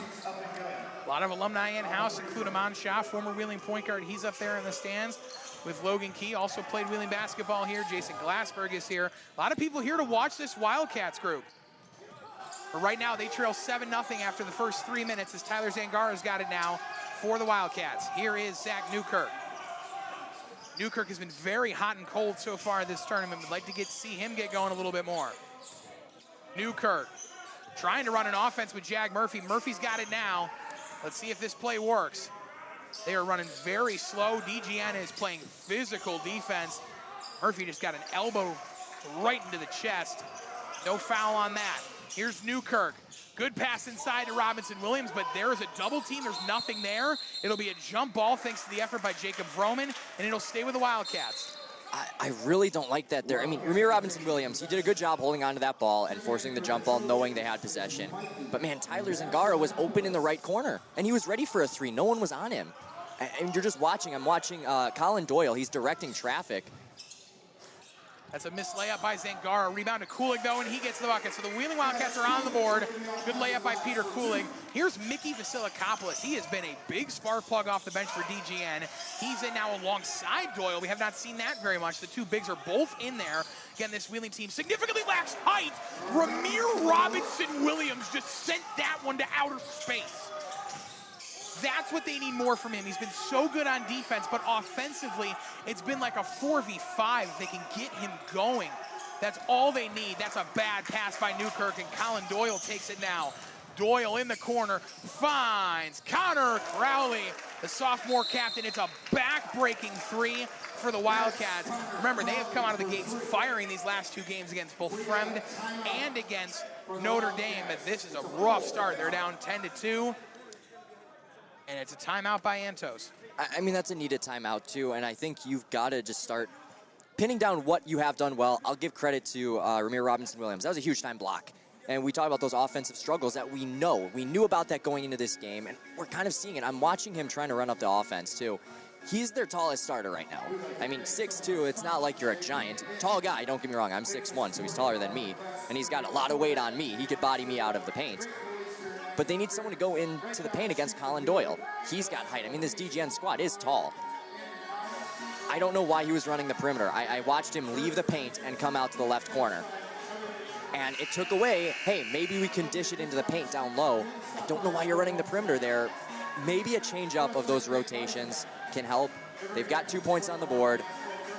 Play that strong defense. Use this timeout to figure out those things. Wheeling loves to run 5 out. They've done so for years, where they have all 5 players play on the perimeter. I don't know how much of a 3-point shooter Ramir Robinson-Williams can be. All I know is that he hasn't been so far. Yeah. This is a big moment here as well for Wheeling. A guy we were going to talk about a lot before this tournament is Jesus Shui Zavala. Shui missed the first 2 games of the tournament after having his wisdom teeth removed last week. He's back in the lineup for Wheeling, and he checks in alongside Luke Papuanu, who has been lights out from downtown. I mean, we talked about they're going to need that 3-pointer to really get back into this game, so maybe some 3-point action is going to come here. Wildcats haven't even attempted a 3-pointer yet besides that Tyler Zangara NBA range tray. Here's Newkirk out to Kulig, and there is a 3-point attempt from Peter Kulig. And he's got it buried. He has been the best player so far for Wheeling this tournament. He's got 5 on the board already for Wheeling. Here is Colin Doyle now. We've been waiting to see him get going. Gets physical with Ramir Robinson-Williams, and he takes a blocking foul. So Doyle will go to the line to shoot 2. Robinson-Williams with his first foul. The team already has 3 in this first quarter. Wildcat foul is on Robinson-Williams. Remember, Kulig missed all of 2024 with a broken leg, a gruesome injury suffered in a practice. One of the biggest injuries we've seen in Wheeling program history. Really hurt their chances last year being a competitive team. They have him back this year, but now, again, this is a young team with not a lot of starters. You can see it in Colin Doyle's face as we transition to the Trojans. He has been in a slump. You can see kind of the frustration brewing as he misses that free throw. Such a talented player. Just hasn't been at his best yet this year. And Doyle will check out, sorry, this tournament. He's been fantastic this year. Yeah, I mean, that's just going to happen sometimes. You're going to go through a slump, and better to have that slump relatively early in the year now. There's still time, but yeah, I mean, he missed that first free throw really badly, and he missed his first shot from the line a few minutes ago. Here is Zavala. He traveled. Welcome back to varsity basketball. Chewy Zavala, 5 seconds in, and we're packing a suitcase. That means traveling. Here is Jacob Vroman, going to inbound now for DGN. Again, the Trojans are such a talented team. I mean, they profiled as one of the 5 best teams entering the tournament. Got upset by Oak Forest in round 1. Here is Mickey Vasilikopoulos, inside pass to Ramsey. There's a wide open Connor Crowley. He'll fire, he'll bury it. Connor Crowley's got a couple trays. And it's a 9-point lead early for DGN. Crowley thought through the relatively great defense of Peter Kulig, but just able to drain that 3, and 14-5, it's a 9-point lead. Yeah, good call. Good closeout by Kulig, just not in time. Newkirk, a rare 3-point attempt for him is no good.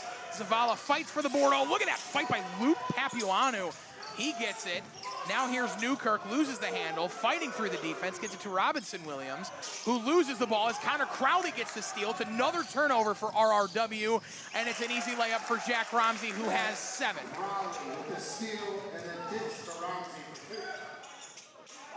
Been a rough start offensively for the Wildcats, just 5 points. They almost have that equaled in turnovers, 3 of which have come from Robinson Williams in the paint. Here is Kulig, trying to find somebody, but all he can find is Papuanu, who brings it back to Kulig. I want to see a little bit more movement here. There's a lot of stationary from the Wildcats. And Zavala has traveled again. That's 2 quick travels on Chewy Zavala. Matthew Ansong will check in for Ramir Robinson Williams. Well, there's a little bit of height there. We needed that.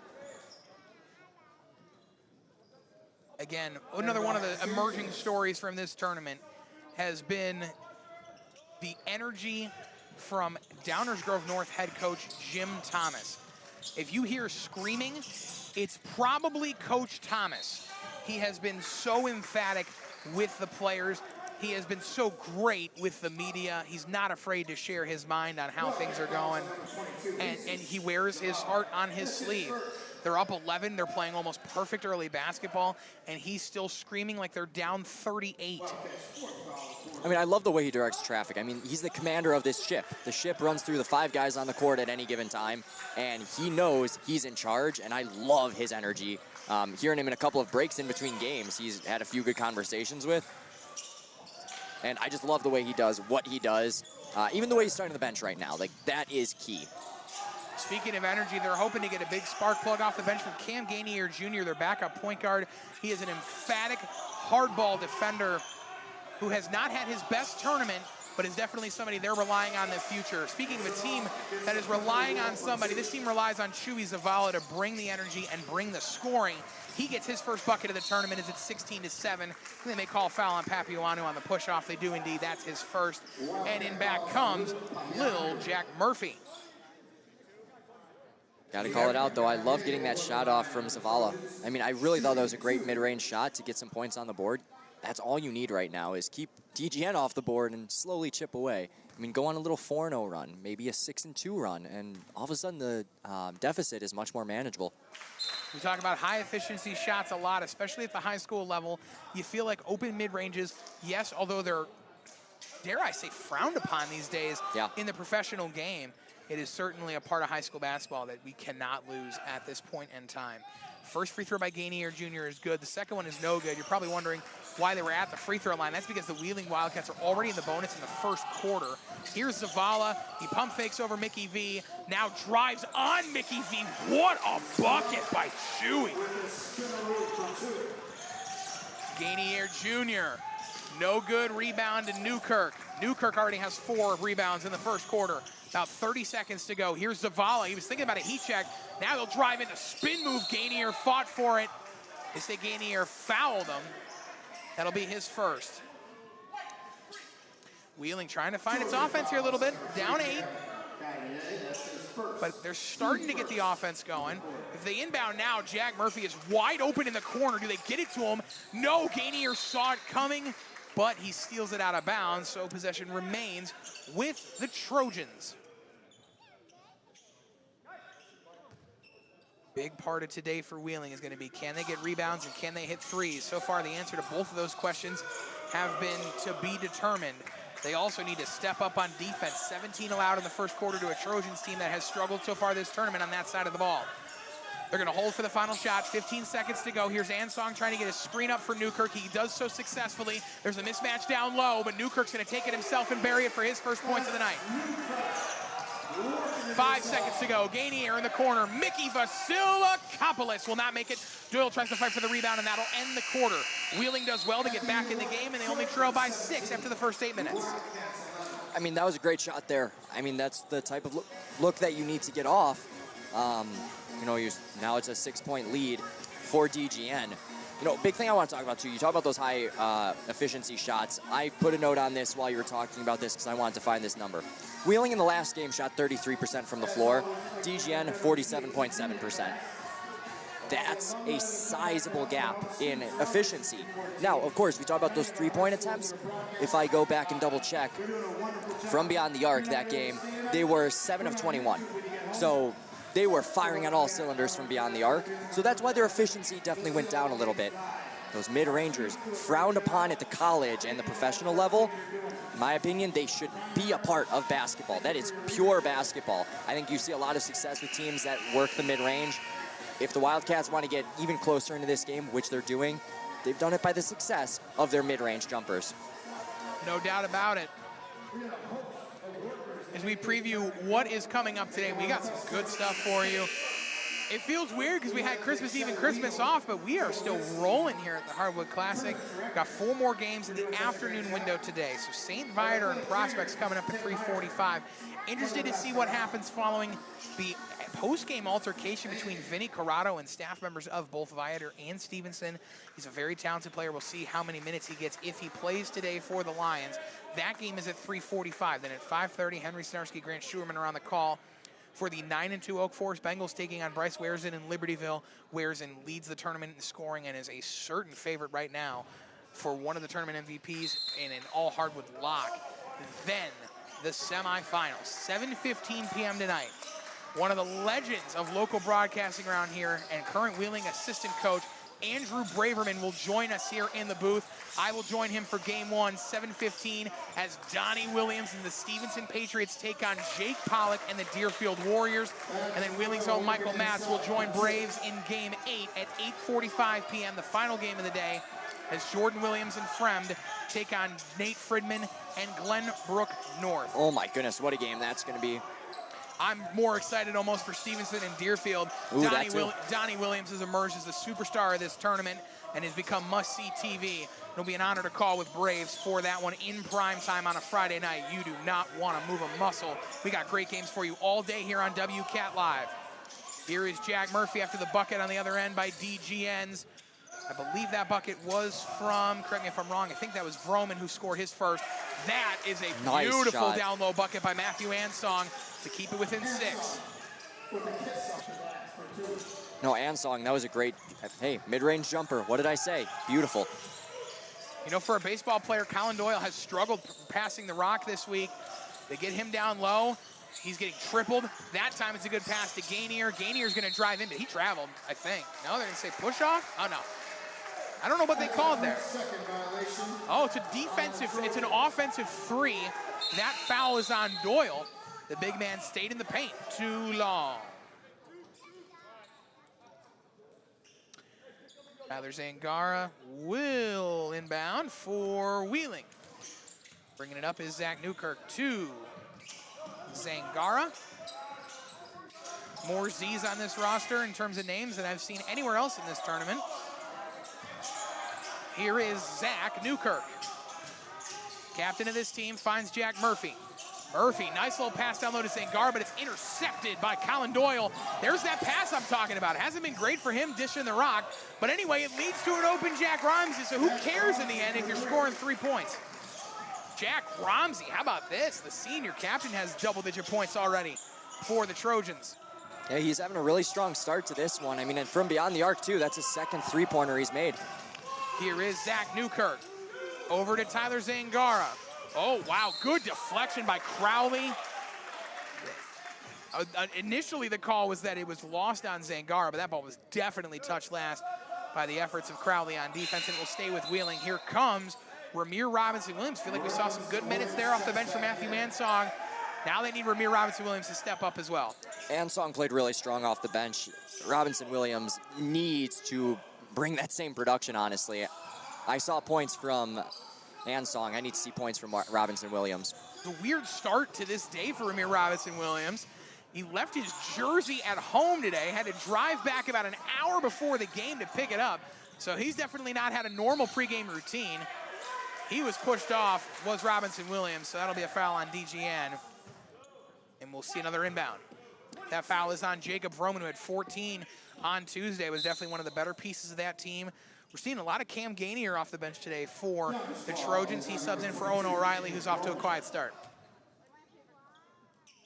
Here is Newkirk. Feels like every time Wheeling's got it on offense, he touches the ball in some capacity. Cooley got a good look, but misses it. Rebound goes to the short Gainier. Gainier finds Romsey, the hot hand so far. Romsey, oh, what a pass inside to Doyle. Defense didn't see it, and he makes him pay for it. Good defense there by Robinson-Williams, but Doyle just too tall, too strong, too physical, too good. I mean, he has the shooter's touch, too. That wasn't the greatest looking shot, but it found its way in. Newkirk trying to get this offense going. Cooling, he may have traveled. Are they going to call it? No, they call a block first on Vroman. That's 2 quick fouls in the quarter for Jacob Vroman.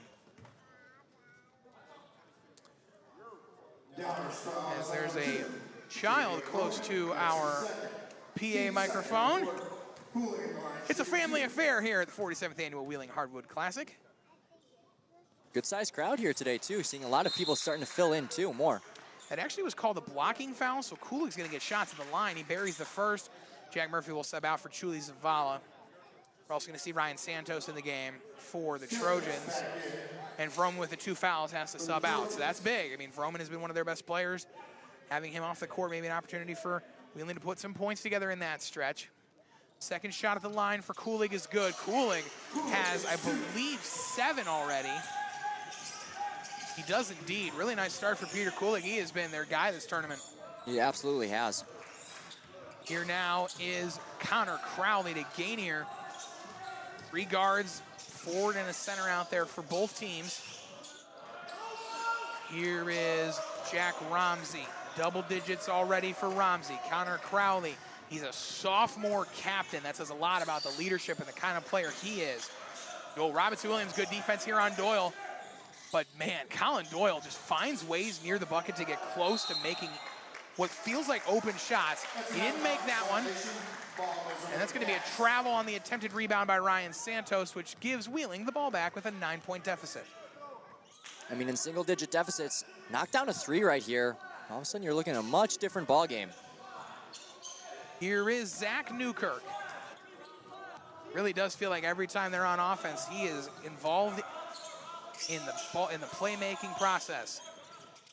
Newkirk down low to Robinson-Williams. Good pass, but Doyle was there. And that'll be his 4th turnover of the first half. We talked so much about him before this tournament. Strong athlete, great defender. He has had moments this year where he's been a high-level scorer. The question marks have been on offense and on the effort. As right there, he gets blown right past by Romsey, who has 12. We know he's a talented young man. He's just got to find the confidence right now. I mean, all it takes is a couple of shots to fall, too. Or a couple big blocks. I mean, he already has one really big block in this game. If I could see him get another one.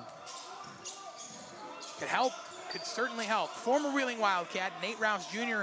is in the building, waiting for Viator to take on Prospect. Zavala misses the layup. Boy, it feels like Wheeling could really use Nate Rouse again right now. He's been a storyline. Remember, they haven't had a big man of his capacity. He comes off the bench as a sixth man for Viator.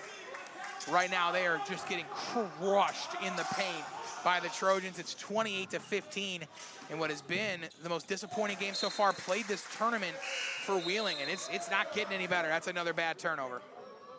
Well, yeah, and they call a timeout right there, too. I mean, great job by Antos to call that timeout. You got to fix something, especially after that brutal turnover. EGN just feels like right now they're a level and a step above. Here comes Vinny Corrado for St. Viator. The 6'7" center, sophomore. Ended up becoming a big part of the storyline late on Tuesday. We'll see how much he plays today. Notable to point out, he is not in basketball shoes. He's a great story, tremendous young player.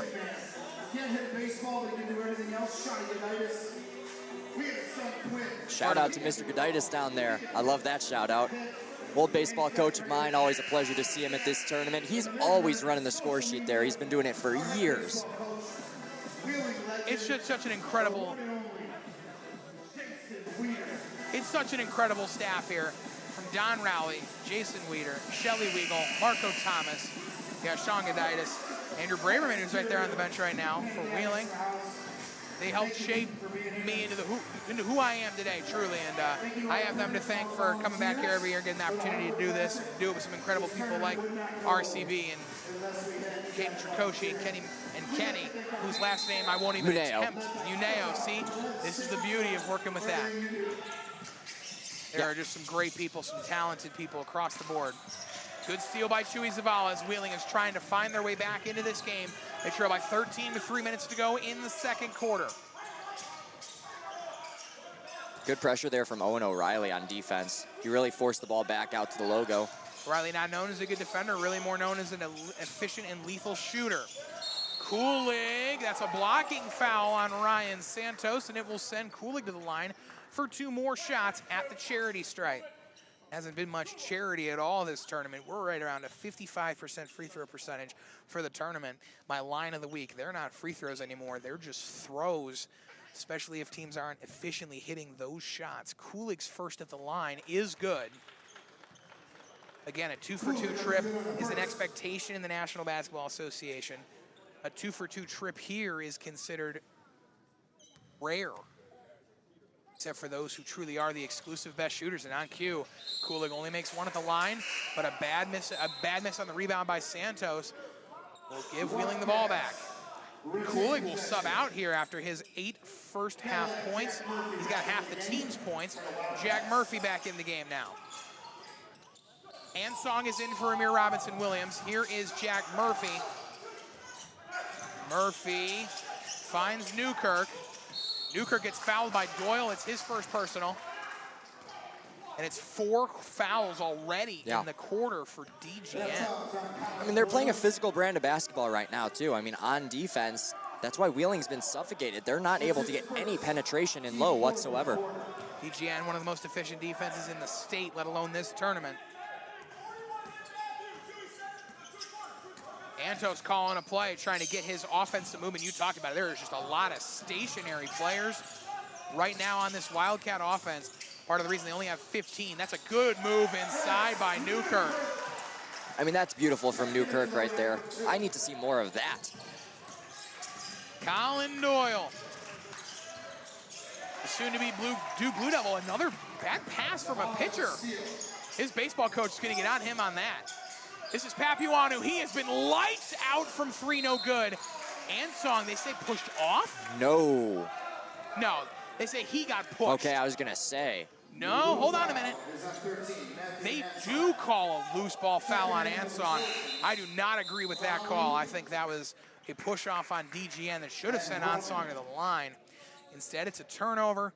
Jacob Vroman now will bring it in for the Trojans. It's a 10-point lead for DGN. Again, feels like they've done this a lot. They're winning games. They have a decent lead, but boy, it has just been ugly. Like ugly basketball for DGN, a team that is so remarkably talented, has been so good for the better part of the last century here, since the turn of the century. This is definitely one of the years they'd like to forget so far. Here is Ansong. He has been the spark plug off the bench, but here he gets tripled down low. It leads to a turnover. Colin Doyle over to Owen O'Reilly, who misses the open three. That's a rarity, and the rebound goes again to Newkirk. He is just piling up boards. Papuanu out to Jack Murphy. Down low, that's a bad pass, but Ansong there to fight for it and gets it. Look at this turnaround shot. Oh. Little short. I think that was a little forced there. Rebound goes to DGN. Little forced, but it's a good idea. I mean, that's a high efficiency shot if you're not forcing the shot. I think of Tim Duncan. Tim Duncan loves playing the bank, or loved playing the bank. Tim Duncan, you do not know how good Tim Duncan was. I think it's the first time I've ever heard Matthew Ansong be compared to Tim Duncan. Then again, you hear and see new things every day here at the Wheeling Hardwood Classic.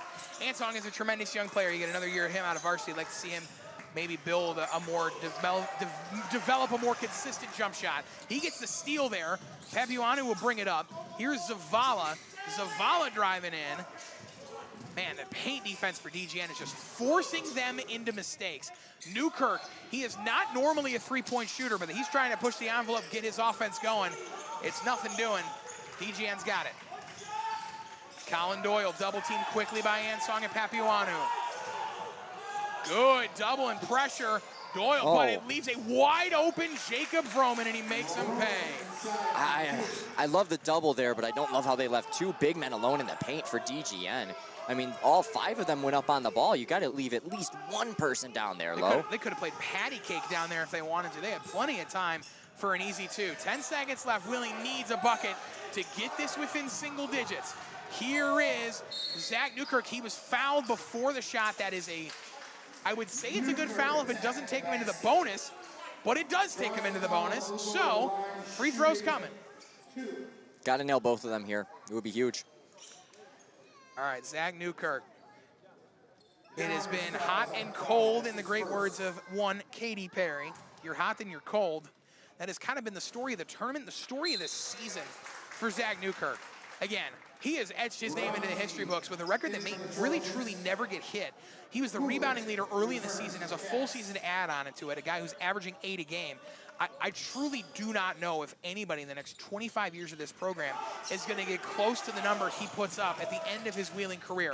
Vroman, no good. Look at what Jack Romsey was trying to do there at the end of the half. Nothing doing. Well, 1 for 2 at the line. Well, you bring up 1 for 2 at the line. Wow, that's the segue. You brought up Katy Perry, hot and cold. How about yes and no from the line? First shot made, missing the second. That is beautiful, RCB. All right, all in all, pretty disappointing first half for the Wildcats. 11-point game, but there was definitely a lot of mistakes made for a team that looked so good the other day. I want to shout out my friends and colleagues over there, including Amon Shah, Logan Key, Gabe Dabowski, Brandon Stewart, some of the great alumni of both Wheeling and Hersey. We got one Wheeling man, one Hersey man in the booth right now. And this is what I love about this time of year. It's what I love about this tournament is you got people together who haven't really seen each other in a long time. And it is so special for the players because they get a chance to show up on the big stage. But it's also such a great opportunity for the fans and for us, you know, and getting a chance to just spend a couple hours with you during the holidays is it's a hell of a gift, my friend. It's a very special gift. I could not be more appreciative of it. We are 9 minutes away from the start of this second half. 30-19, an advantage for DGN. Can Wheeling find a way to fight back and get their second win of the tournament? We'll find out at the start of the second half. Stay tuned, everyone.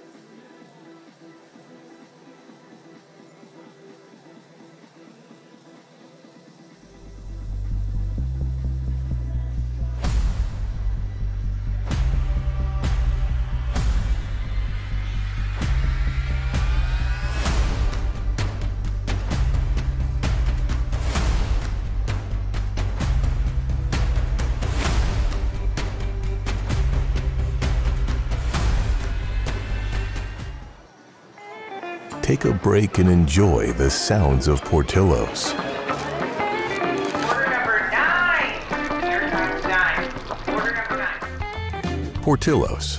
It always sounds good.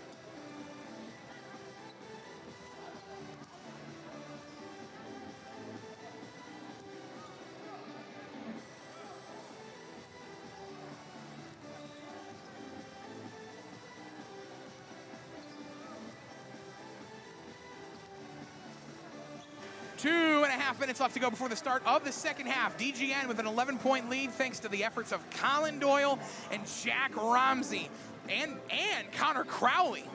Their three captains have 25 of the 30. That's even more impressive. We're coming up here in just a few moments. Michael Matz, one of our great contributors, will interview Wheeling head coach.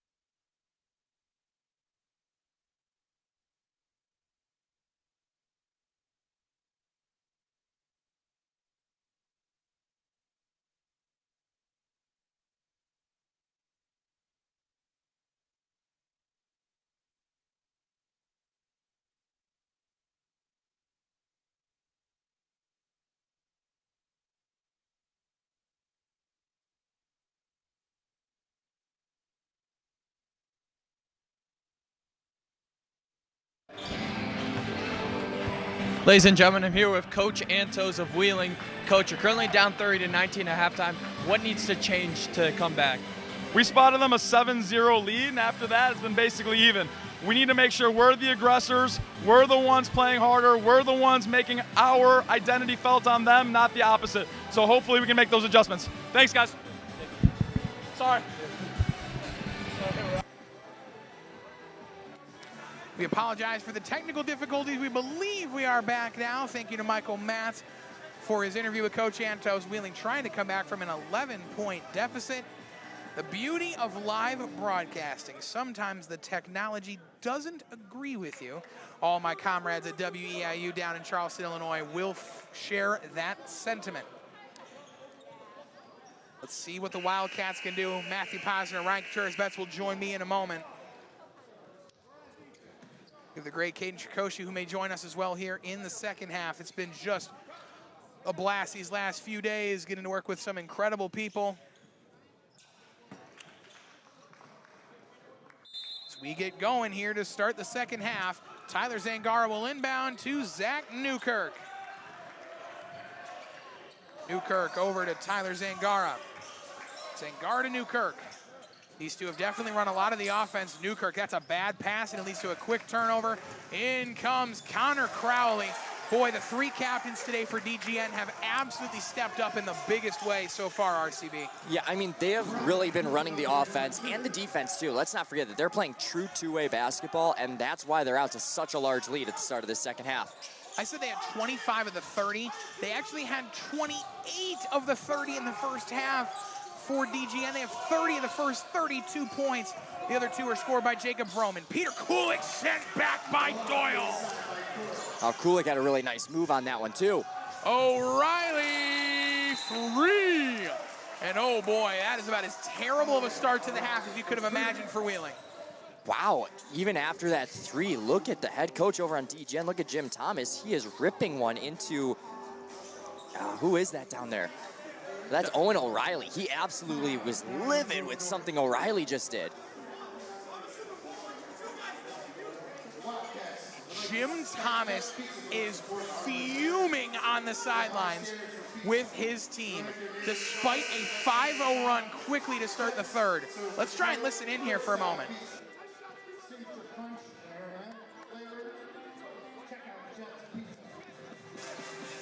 We just heard a little bit of what Coach Thomas said. What he was trying to tell his team is take shots we've practiced. They had a game plan coming into the half. Clearly, something he did not like. We talked about it. This man has more energy than 3 Red Bulls combined. He cares so much about the success of these students in this program. That's what makes him a good head coach. He may be a little over the top at times, but it makes him such a respected man. You talk to a lot of the other coaches who are in this tournament. He is feared because of how intelligent he is and how well he can run this Trojan team. Newkirk, that is a gorgeous move down low. That certainly won't lower Coach Thomas's blood pressure, as an and one for Newkirk sends him to the line to shoot another one. I know this is crazy, but I'm more focused on his antics on the sideline right now, how animated he is. I'm almost forgetting we've got to look at the line. We've got a shot from the line. Coach Thomas has a lot of passion. It is tough to be louder than Matthew Posner, and that man may just have that title for now. Here is Owen O'Reilly off to a great start in the quarter with that big-time three, starting to separate away from Wheeling. There's a wide open O'Reilly in the corner if Ramsey can find him, but Jack Murphy with a good steal. Here comes Newkirk, and the easy layup gets it back to within 11. And Jim Thomas looks like he's about to explode. Ramsey, open O'Reilly in the corner, no good. Another board for Newkirk, who gets pushed hard by Ramsey, no foul. Kulig trying to cut it to single digits, no good. Robinson Williams just can't get a hold on that ball. Gotta feel bad for the kid right now. You can tell there's just a little bit of a fluster and a loss of confidence. And a talented young man trying to find his game. Here's Jack Ramsey to Colin Doyle, who I believe got insta-fouled by Kulig on the fast break. That's not a bad foul there, because that was going to be the easiest 2 points Colin Doyle had scored all season had they let that persist.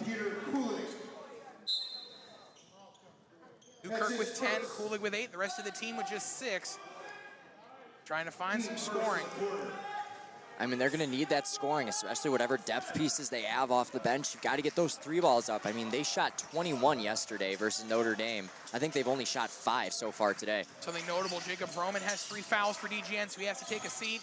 Oh, man, Ramsey should have had that, no good. Offensive board to Doyle, who misses, and that's a good rebound by Robinson Williams. Good box out. Eliminates a possession for the Trojans. Here is Zangara. To Newkirk, Newkirk to Robinson Williams. Good ball movement here for Wheeling. Man, Newkirk, he has not been shy today to fire from long range, but he's 0 for 3. Kulig back to Newkirk. Zangara. Tyler Zangara to Newkirk. Newkirk loses the handle, but it'll stay with Wheeling after it went off the knee of Connor Crowley. Jim Thomas no longer as red as a tomato, and just as I say that, there went that. He is screaming at his defense to make a play and make a stand here. Big possession for Wheeling, try and get it within single digits. Boy, would they love a nice bucket right now. Zangara, they're daring him to shoot. Will he fire? No, he'll pass inside to Kulig. Kulig working with Santos, no good. Rebound to Cam Gainier. Crowley open 3, he's got it. Big triple, quiets the Wheeling crowd as it's a 14-point lead. Crowley now with 11. I mean, that was a really good pull-up three-pointer. Knowing that they were on a little bit of a fast break, it was a 2-on-1, and already saw on the back defense, they were expecting that lay-in. They were looking immediately for Colin Doyle, and he said, no, how about this? My name's Connor Crowley, and I'm gonna hit a pull-up 3. Here is Tyler Zangara. Over to Lil Jack Murphy. Here is Newkirk to Zangara. They've been daring him to shoot. I think that'll go as a foul on Gainier. That would be his second. It is indeed. Again, we talked about it. He's a physical defender. He picks up, if there was one critique in his game, it would be that he picks up a lot of fouls. Quick switch here for Antos. He's going to bring in Ansong for the struggling Ramir Robinson Williams. There is Ansong right on cue. He's going to work the perimeter here. Pass to Kulig. How about this? Chewy Zavala's currently at the 5. They got Ansong playing the 4. Here's Zangara. They've been daring him to shoot. No good. Rebound again to Newkirk. I would love to see how many rebounds he's got right now. He's got to be in the double digits already. Outside pass to Kulig. Down low is trying to find Zavala. Ball will stay with Wheeling after it was deflected out of bounds by DGN. Here comes Mickey V. How about this? All three big men are in right now for DGN. You got Colin Doyle, Ryan Santos, Mickey V. Against what has probably been one of the smaller lineups Wheeling has brought out today. Oh. And Newkirk can't bring it in. He is frustrated.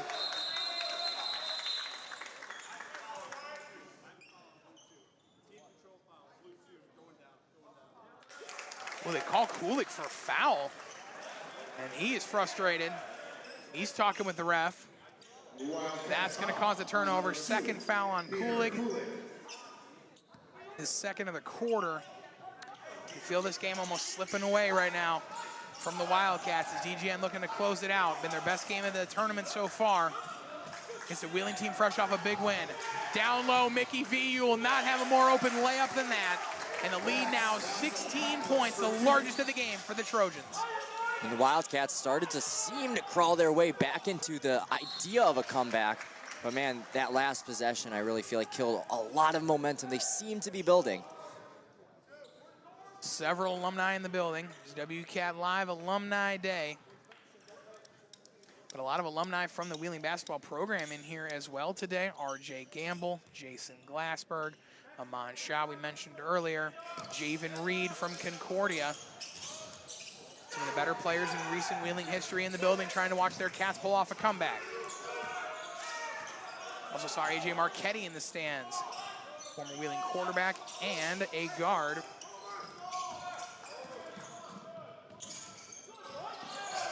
This is a team that over the years has prioritized this group as a family before, during, and after playing all 4 years here.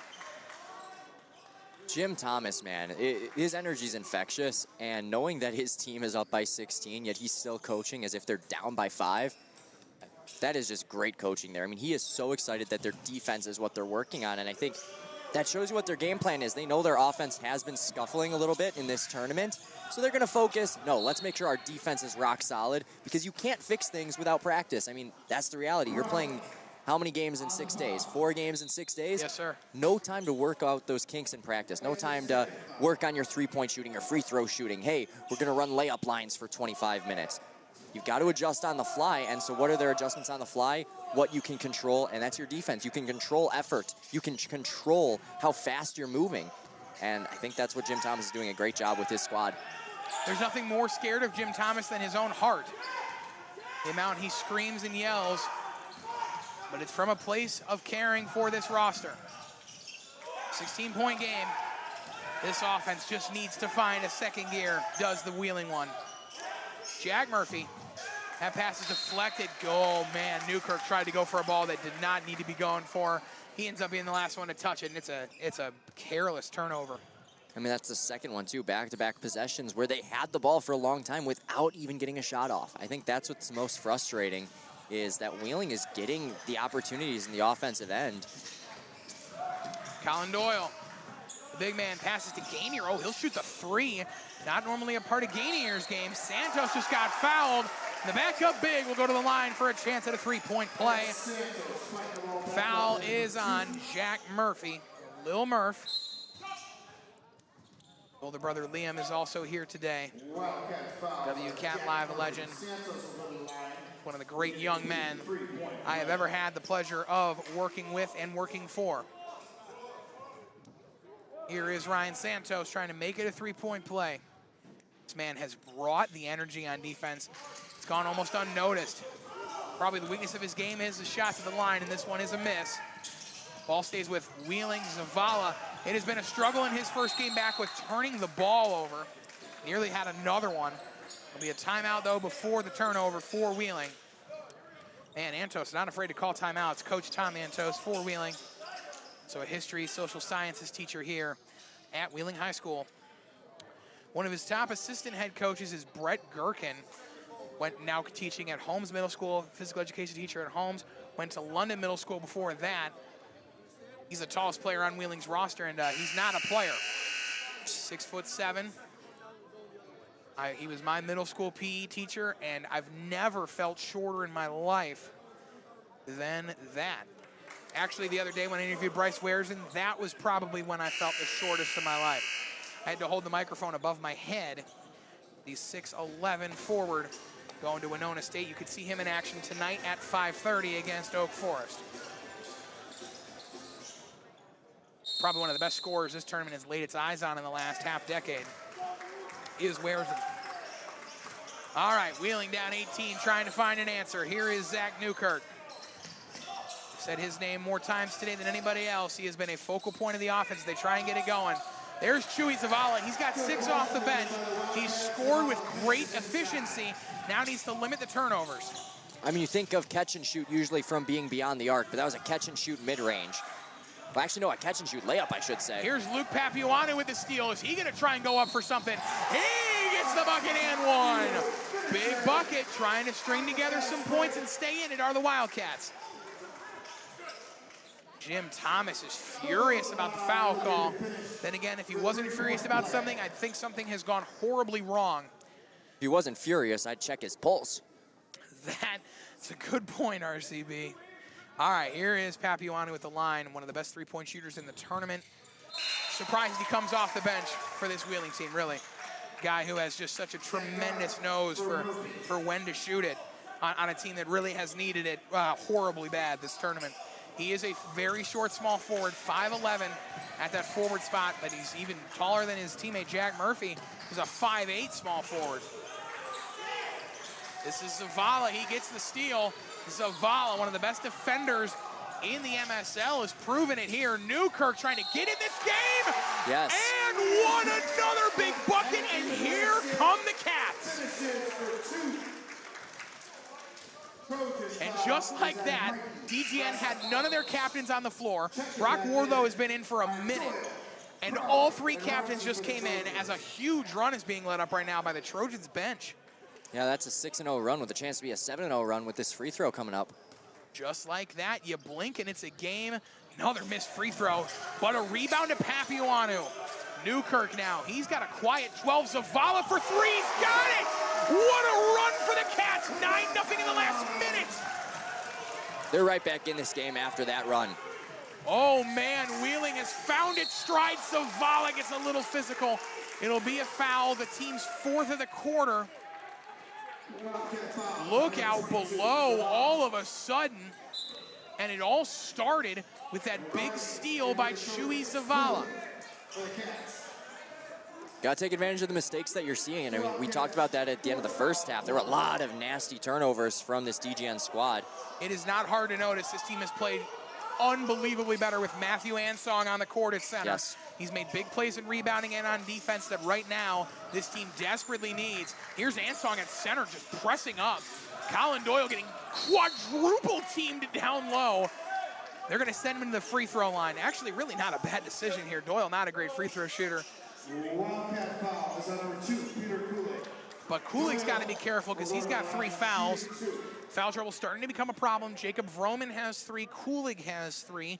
Probably the top secondary scorer for each ball club has run into that situation today. Here's Colin Doyle, who is just shooting abysmal from the free throw line at this tournament.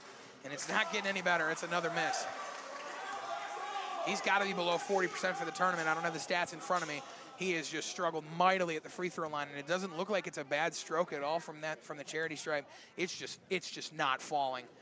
Second one at the line is also well short, but he may get a second chance at this. He will because there's a lane violation. Yeah. I mean, the big thing is, too, he's missing all of them short. That's what's really fascinating. You talk about being a Duke baseball commit. He's got the arm strength. Let's be honest here. He's a strong dude, so he's just got to put a little more muscle because it's right on target, too. Again, he is not a shooter and far away from it, but he's such a talented inside player. This time he almost overcompensates. That wasn't even close. Rebound to Wheeling. I think you may start trying to hack him when they're in the bonus. Force him to make some of these. That's going to be a charging foul, I believe. No, they call block on Vroman. That's significant. It's his 4th.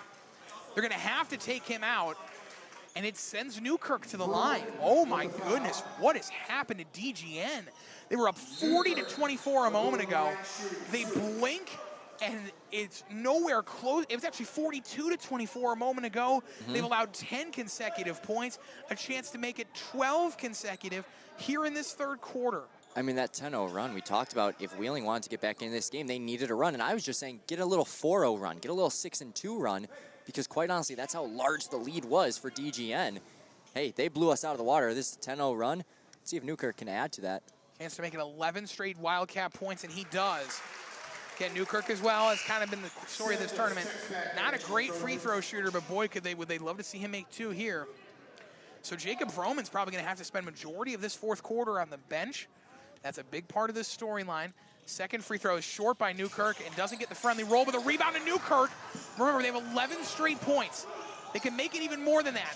Kulik driving on the baseline, pass to Ansong. He's fouled on the way up. And we're going to get more opportunities at free throws. This is a disaster for Jim Thomas's crew. You can hear the crowd getting into it too. You talk about all the alumni in the stands. More students than we saw at the first 2 days for sure. Now you start to get that energy. If you're a home squad, even though they're on the visitors bench, that energy really starts to build into a crescendo here. Probably the worst part of Ansong's game is his free throw shooting is right around 25% from the line on the year. This is the right guy to foul in this spot. It's a gift if he makes 1. Can he make 1? He can. That was beautiful. The second one was gorgeous. It is unbelievable to think this is a 2-possession game, truly. With everything that has happened, this has kind of been the story of DGN's season. Yeah. Just disappointment. Such a talented team. They should be so much better than they've been. Long story short, they just haven't been. Doyle. This would be big from Crowley. He doesn't get a chance to get it off. In the corner is Owen O'Reilly. O'Reilly is traveled. Matthew Ansong, pressure defense forces this packing suitcase. Oh my goodness, I have not seen something like this in a long time in high school basketball. A total collapse from a team in a big lead situation. 12-0 run for Wheeling. It is just a 6-point game. Newkirk getting doubled by Crowley and Romsey. Gets it to Jack Murphy. Over to Newkirk, 15 to go in the third. They're gonna hold for the last shot, one would assume. Just about 10 seconds to go. Newkirk to Murphy for 3. No good, rebound. They got timed as Crowley, he gets fouled. That is just a terrible foul for Peter Kulig for a team that's in the bonus. Kulig didn't know they were in the bonus. You could see it, but it's even worse knowing the fact that he has 4 fouls now. That was just a really poor mistake in a bad That's a moment. mental error. That's a bad mental error, especially on that 12-0 run. I mean, they would have only gotten a shot from half court, and the chances of making that are not high at all. Coach Antos is beside himself right now on the Wheeling bench. And that ends a 12-0 run by Wheeling. Bucket is good.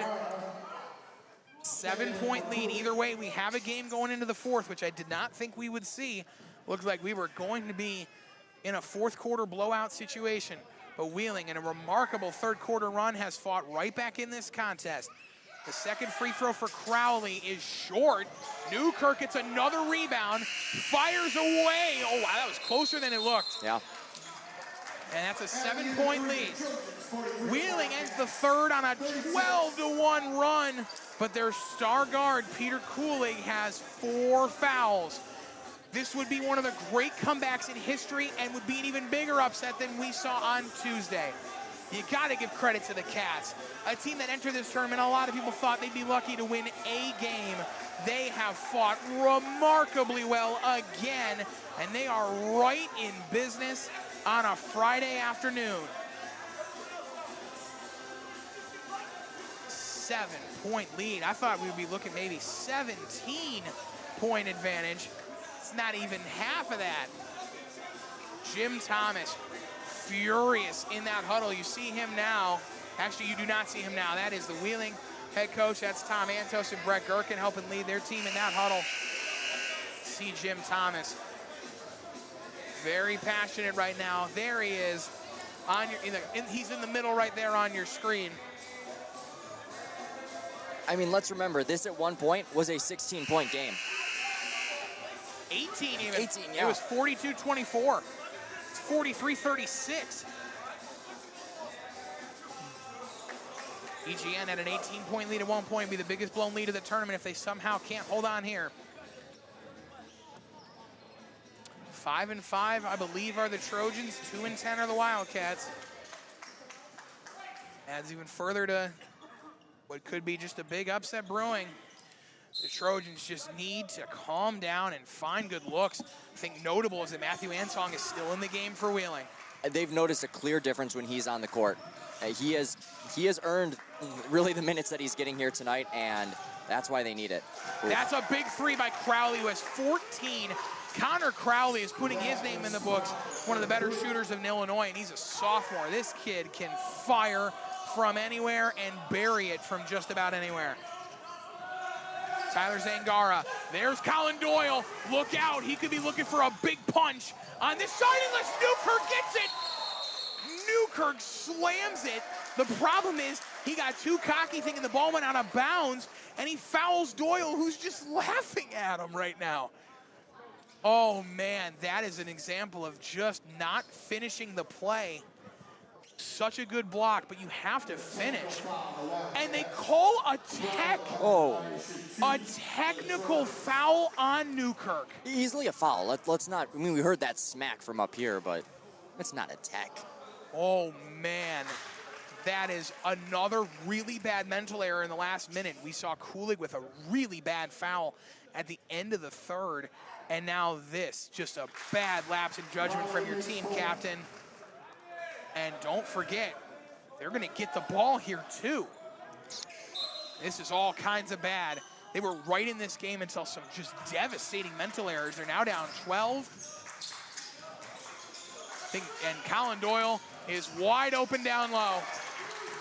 Oh man, Wheeling was just making it all back, and just in a blink, they're down 14. Now it's an 8-0 run for DGN. Zavala to Newkirk. He has been forcing the threes. He's now 0 for 4 from there. He may have 13, but this last stretch is going to cloud what's been a pretty good game for Zach Newkirk. He's got a double-double, points and boards. Travel there for Jack Ramsey.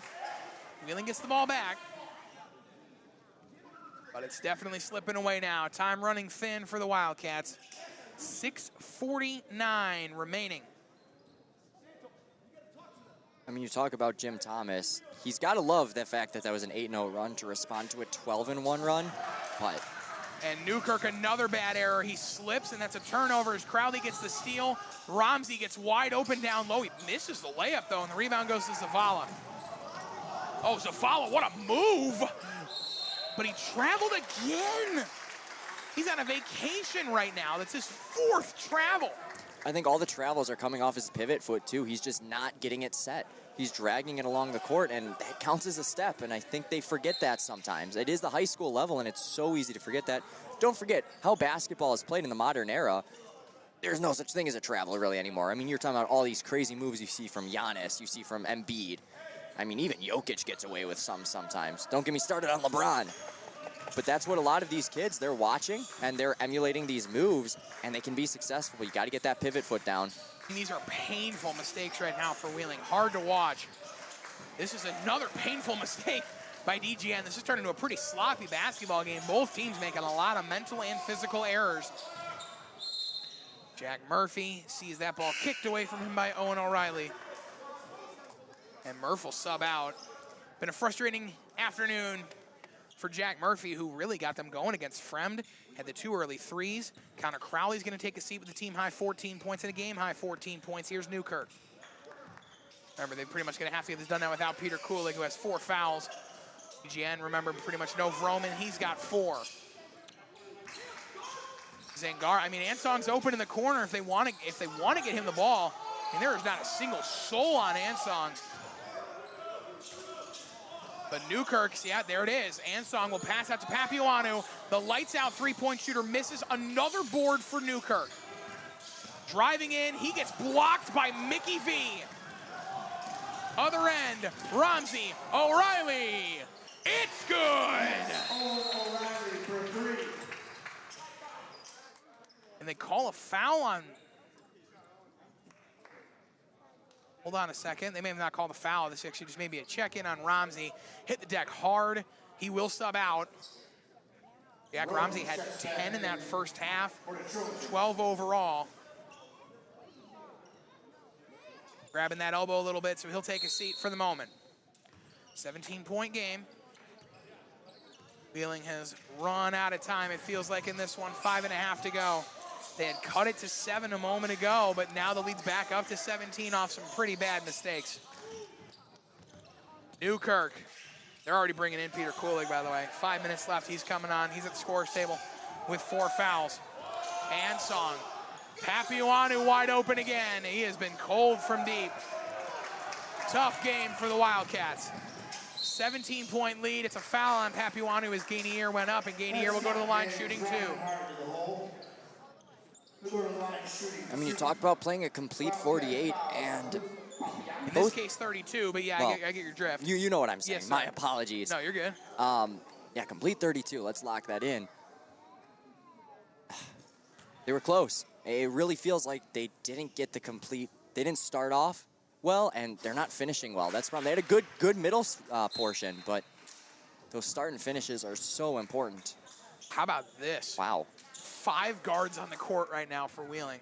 Ansong just subbed out, and Robinson Williams was not the one to come in. For a team that's already struggled at rebounding, I don't see that one. I just don't get that. It's a miss, and Doyle has another easy 2. Largest lead of the game now. Yeah, you could play 5 guards, but if you're going to do that, I mean, you have to get rebounds. Now you've just removed that chance, I feel like. It's one shot or bust, and not sure how I feel about that. Here's Cam Gainier. Guarded by Zavala. Newkirk is playing the 5 right now. He's on Doyle. Oh my, Gainier. Oh my goodness, a man who's not known for shooting from 3, shoots from 30 feet and buries it. Oh man, holy cow, this fourth quarter has turned into a total disaster. It was a 7-point lead heading into the fourth. Our next game today features they have 16 straight points to the Trojans. Man. Yeah, that's insane. That'll do it for the starters for DGM with 4.5 to go. Colin Doyle, that was the game you were looking for. Yes, he still struggled with passes. He was scoring at will. James McNulty, Brock Warthow are checking in. Meanwhile, Wheeling still seems intent on the 5-guard lineup. That's what's in the huddle right now.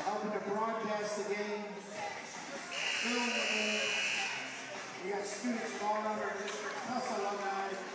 Thank you guys for everything you're doing. Shout out to Don Rowley, one of the just absolute class acts. Remember, we got action all day tomorrow. Come out and support. Shouting our program out. He's done so much for media here. It's the reason I've been as successful as I've been at Eastern Illinois University. I have Rowley, athletic team, Kyle Reinhardt, and this incredible crew of people to credit and thank for that. This game is definitely in trouble for Wheeling. Still running 5 guards. I've already said enough about it. I've given you my opinion. What do you think? How do you feel about the 5-guard lineup? Considering they're not getting the shots off, I don't love it. I know that they know on the court that they need to get shots off. They need to shoot the 3-ball. So that's why you take your bigs who can't shoot the 3-ball that well. You gotta take them out. Yeah. Or at all, yeah. Which we don't know. We haven't seen them enough to really give you a concrete answer. That's a good and one, I think, by Cooling, unless they call it on the floor first. They are going to call it on the floor, and that foul is on Mickey Vasilikopoulos. I know they may be on Santos. Oh, the basket is good. Never mind. Yeah, I don't know. I see the idea. I really do. Doesn't mean I like it. We're getting even shorter as Jack Murphy comes in. So let me just read off the heights to you right now, the players in the game for the Wildcats. 5'8", 5'11", 5'11", 6 foot, 6'2". That'd be short for a middle school team. Wardlow for 3, no good. But the 5'8" Murphy does get the rebound. Here is Newkirk now fighting in, and he finishes. So, 5 guards, you're right. They're putting up shots, and it's a 5-0 run real quick. Can they get back into this game, though, down 18 with 4 minutes to go? They got to watch the fouls, too. I really think that's going to be important. Remember, Kulig has 4. One more, and he's ejected. Here's the 3 that would pretty much seal it from James McNulty. And the Downers Grove North Trojans are going to move on to the Consolation Championship against Austin Carlson and the Wakanda Bulldogs. Kulig, they call it a charge, and he's out of here. That's Kulig's 5th. He fouls out of the contest, and now they'll bring in Matthew Ansong. Ray Roberts-Williams sitting at the end of the bench. That gives you an indication of his night is done. He has not subbed in since the 4.5-minute mark of the 3rd quarter. A lot of questions need to be answered tomorrow for this Wildcat team, Ryan. Yeah, I think it really does start with how do you bounce back? You felt like you had momentum, then you lost it, then you got it back. I mean, that 12-1 run. I don't know what the message is going to be in the locker room post-game pause. I really don't. There's a lot of positives you can take away from that 12-1 run. Oh my goodness, I can't believe I can't speak right now. 12-1 run, ladies and gentlemen. Wow. There's a lot of positives to take from that, but there's not a lot of other positives from this game. I think there is a positive, though. Matthew Ansong, he has been a positive. I want to see him start tomorrow. That's just my opinion, but the way he has played this afternoon tells me he needs to get a start. I co-sign that to the maximum. Wheeling will play again tomorrow at 2 o'clock. They're going to end up playing, oh man, they play Hampshire. These are 2 of the great underdog stories in recent memory. I mean, for those of you who are new to the Hardwood Classic, first and foremost, welcome and thank you for spending your time with us. Hampshire may be the Cinderella story of all time in this tournament. They entered as the 14 seed a few years ago in 2023, a year removed from a tough year where they made the Consolation Championship. Then they stunned Prospect, pulled off another huge upset in the 2nd round, and made it to the Final 4. They then finished in 4th in the tournament after losing their last 2 games. Then last year, they finished 2-2, despite being one of the lowest ranked teams in the tournament, and it's happening again. I see the score. I refuse to let Ryan comment on it, so I'm going to continue to talk now because we have some new players in for the Wheeling Wildcats. They are as follows: Christian Campos, Dominic Pavlinski in his first minutes of the tournament. We, I believe, have Oscar Mendoza, we do, Daniel Esparza, and the man they call Todd Legend, Todd Teravarin. One of the hardest workers you will ever see. He puts up, he is at every practice, he's a vocal leader off the bench, searching for what would be his first varsity basket. This team loves Todd, would love to see him score. He'll get 2 minutes with a chance to do it. I fully expect that man to shoot if he touches the basketball. All right, Ryan, now you can tell him what the score is. Well, in case you don't know, it's 67-41. So just keep that in mind. 26-point game, 2 minutes to go. He's doing the 6-7. It is acceptable in this instance. Well, don't forget the 41. I mean, that's a great thing. It's both. Todd take a big hit. Teravarin, hard hit on the side. I think he's going to try to stay in. He will indeed. Bench is now fully in for Downers Grove North. We'll give you some of the names. Just checking in for the first time today. Casey Fleming is in. Kemper Myers is in. Number 12 is Jacob Minolfi, who hit the 3 a moment ago. Robert Steffes is in the game. Here's Esparza. Esparza finds Oscar Mendoza. They're trying to get Todd in the corner. Look at him. They're trying to tell him, hit Todd in the corner. Pavlinski. Oh, Todd. Oh, no. He didn't know the ball was going his way. And Todd Teravarin didn't see that one coming. It'll go the other way. No, Todd. Don't ever change, Todd. Casey Fleming up to Steffes. Final minute of this one. What has been one of the most dominant quarters of the tournament. DGN has outscored Wheeling by 19 in the 4th.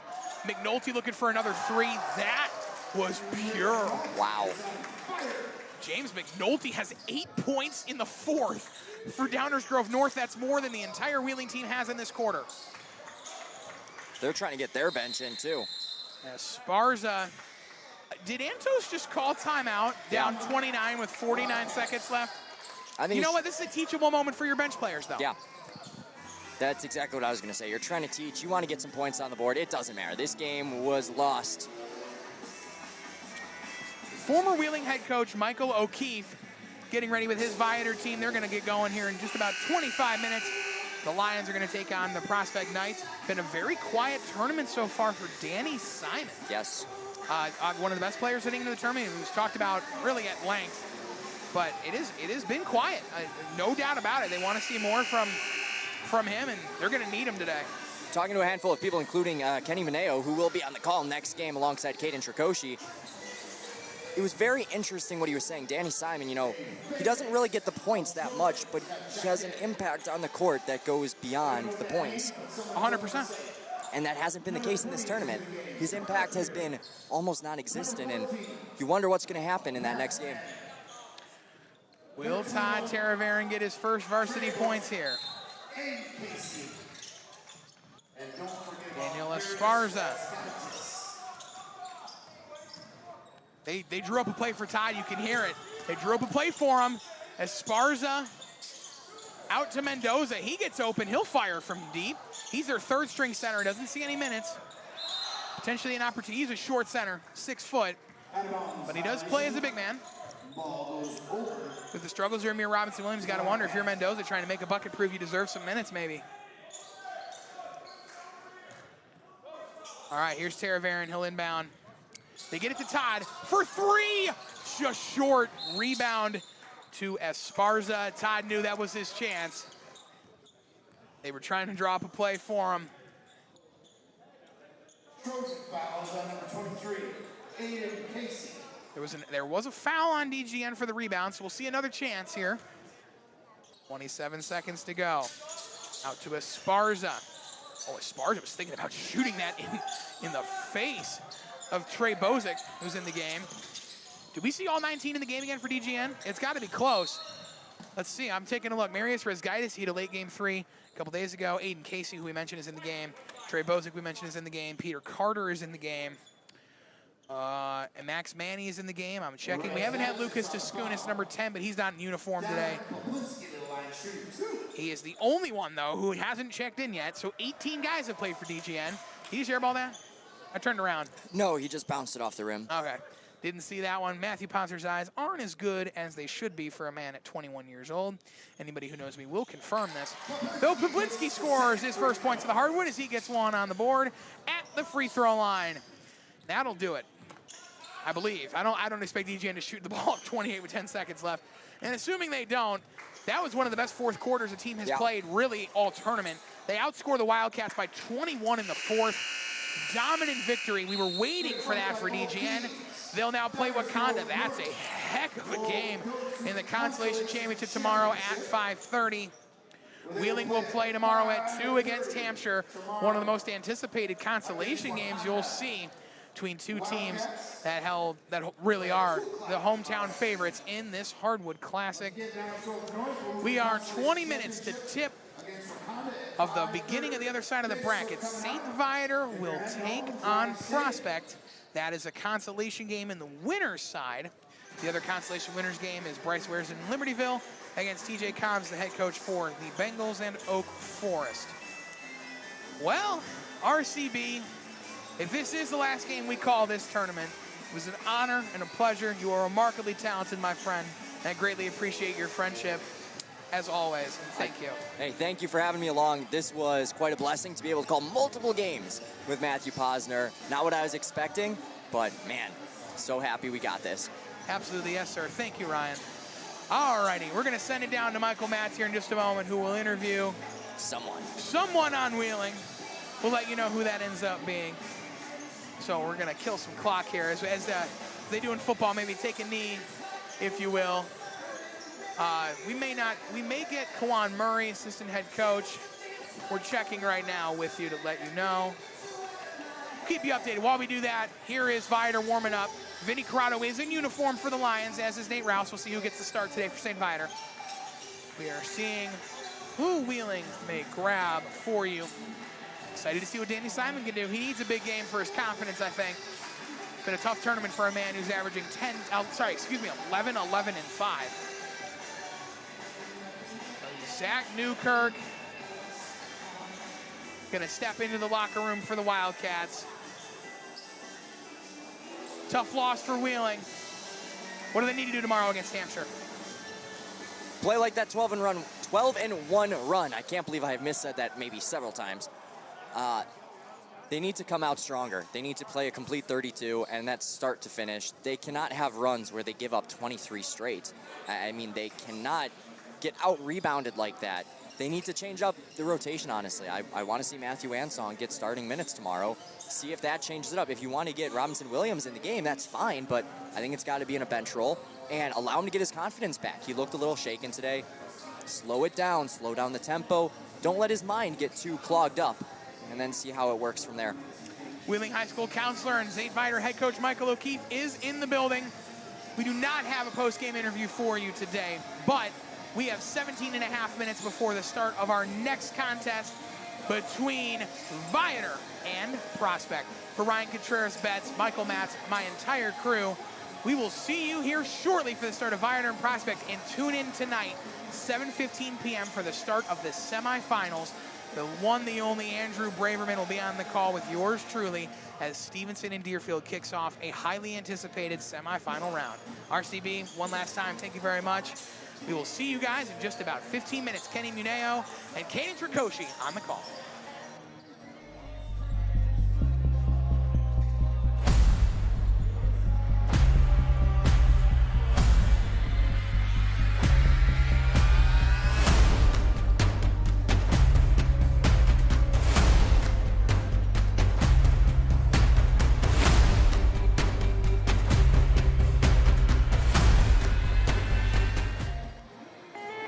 Take a break and enjoy the sounds of Portillo's. Order number 9. Your time's 9. Order number 9. Portillo's. It always sounds good.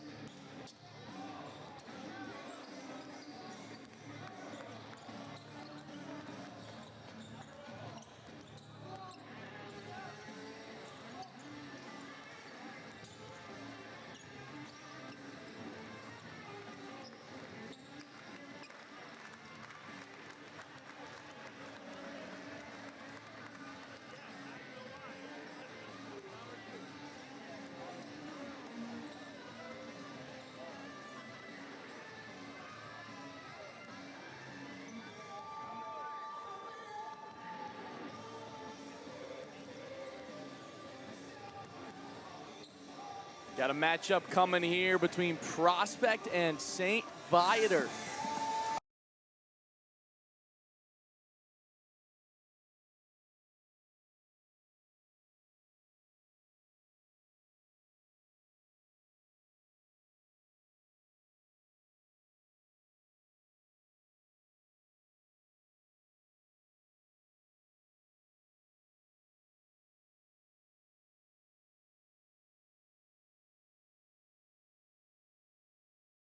For one. Technically, he's perfect in his last 2 games of play.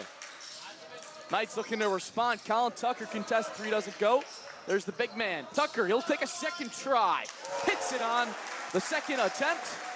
The Knights up in double digits at 12. Wow. Danny Simon didn't even need to move around.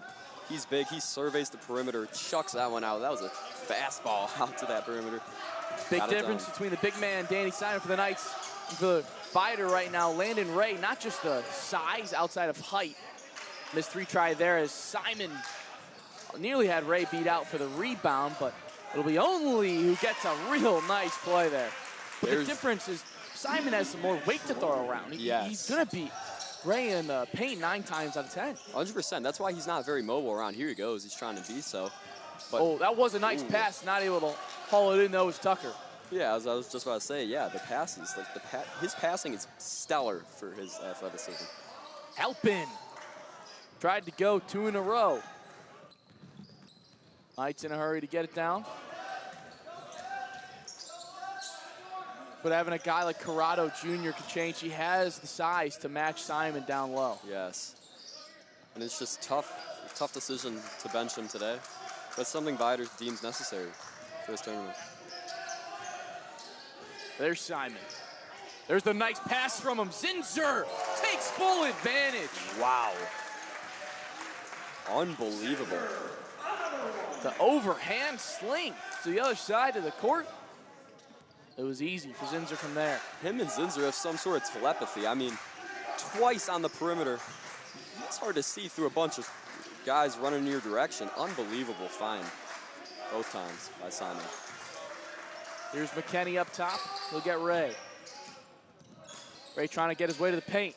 Guarded by Simon. Physical finish. Won't be good enough.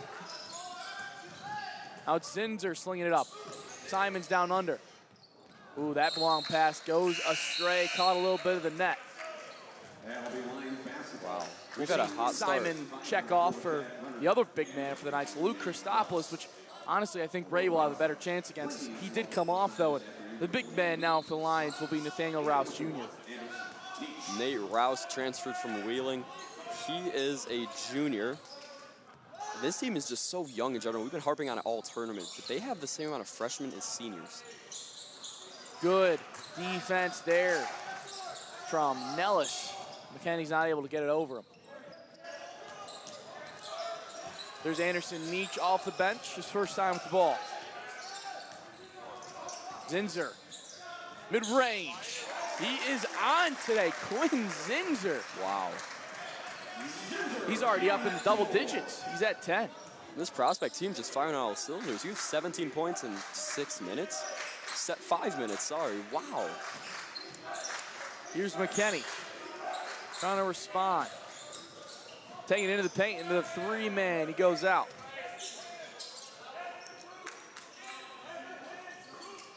Ooh, Nellis showing the aggressiveness and a little too aggressive. Went through the offensive player for it. He'll draw a foul. The Prospect's just been pretty dominant early on, and I'm not sure really what it is. I think it's just ball movement because they don't have the height advantage by a lot. It's just been stellar ball movement so far by the Knights. They've been hitting their shots early on. It's a 10-point lead, 17-7. Here's Rouse Jr. There's Leonard. Down for Halpin. Guarded by Zinzer. Fading away. Ooh. Comes up short. Halpin, he's not usually one to shoot the ball. He looks more for the assist. Looks to be a playmaker. That was a clean move, little spin. Tucker loses the dribble. And it'll be a foul call on Dawson Charles. Number 2, Dawson Charles was a beast in game 1. I believe he had 27. to start off his Hardwood Classic campaign. But he did slow last game. Jacob only led the scoring for the Lions with 15. So it's always just a mystery for this Viator team. Who really is going to take initiative and be the leading scorer and leading playmaker? Haven't necessarily found the guy so far. It's still early, though. 2 minutes to go in the first period. 10-point lead for the Knights. Here's Zinser. Still got the dribble. He'll use it. In some trouble. Nellis comes around for him. His pass to Nietzsche was tipped, but nice job saving that. Down into the corner for Zinser. Gets separation. Ooh, just a miss there for him. Fight for the rebound. It's Nellis in there for the Knights. And jump ball call. Wow, if that fade went in for Zinser, oh my goodness. He has the golden touch right now. Still has 10 points. Not even done with the first. He missed considerable time last year with a broken wrist he got in second game of the year against Hersey. Looking to make his mark in his senior year. The open man for the three, and sticking it on the move, Dawson Charles. And this man, we saw yesterday in the game against Stevenson, he loves. Zinser pulling up. Charles loves to pull up maybe 10 feet behind the left elbow. That is his golden spot. If you ever watch, I believe it's the Big Four, they're on ESPN. Oh, McKinney. Okay. Only rather, come on, man. Threes raining all around. All of Viator just loves to shoot that deep three. In conclusion. Back to a 6-point game. Knights still in control, 19-13. 30 seconds go in the first. Zinser will bring it up top for Tucker to reset. They'll let that clock draw. And this is a slow-paced prospect that many are used to, is the ones running out the clock. Oh, Knights not able to run it out safely, though. On the charge, the Lions. Foul call, that was Charles going up for it. He hit the ground pretty hard. That was a scary fall, especially for a man like Dawson Charles. He's a necessity to the Viator game plan. Can't see him go out. Bet that foul to Nietzsche. 8 seconds to go in the first. Charles at the line. First is good for him. Charles is good on the first. Checking in for the Knights, number 5, Danilo Alexic, and number 11. It's a new man out there for the Knights, Danilo Alexic. We've not yet seen Danny Simon check back in. It looks like he's rotating more bigs instead. 2 for 2 at the line for the Lions, and a name we haven't seen out there. Maybe all tournament, Charlie Ross. I think he might have had a couple minutes in the first game. Just with 8 seconds to go here in the first, Knights trying to draw something up.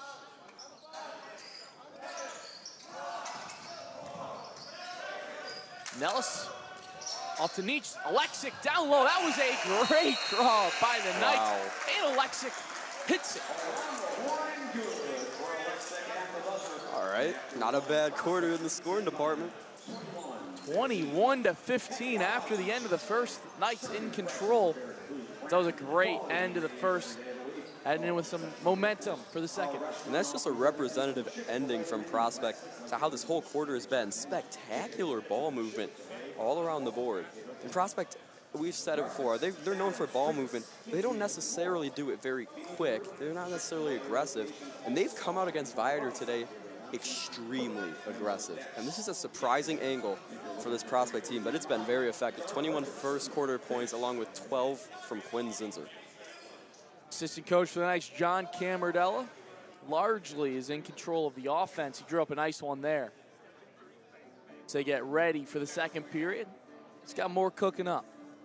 Camardella, I believe he was the longtime head coach for Prospect. I guess this guy goes on sabbatical, gets his degree from Harvard, goes spend some time abroad.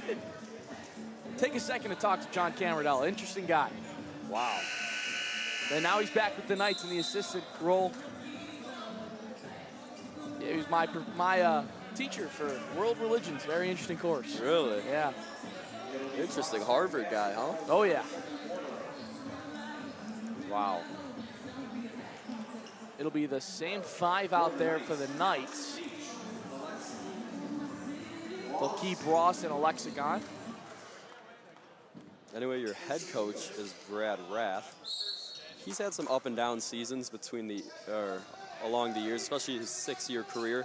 He's had a mixture of losing and winning seasons. He's 84 and 65 in total. That's a pretty good record. Good coach, Brad Rath. 3-sport coach. Ooh. Likes his sports. There's a hard fall for Strategos on the foul.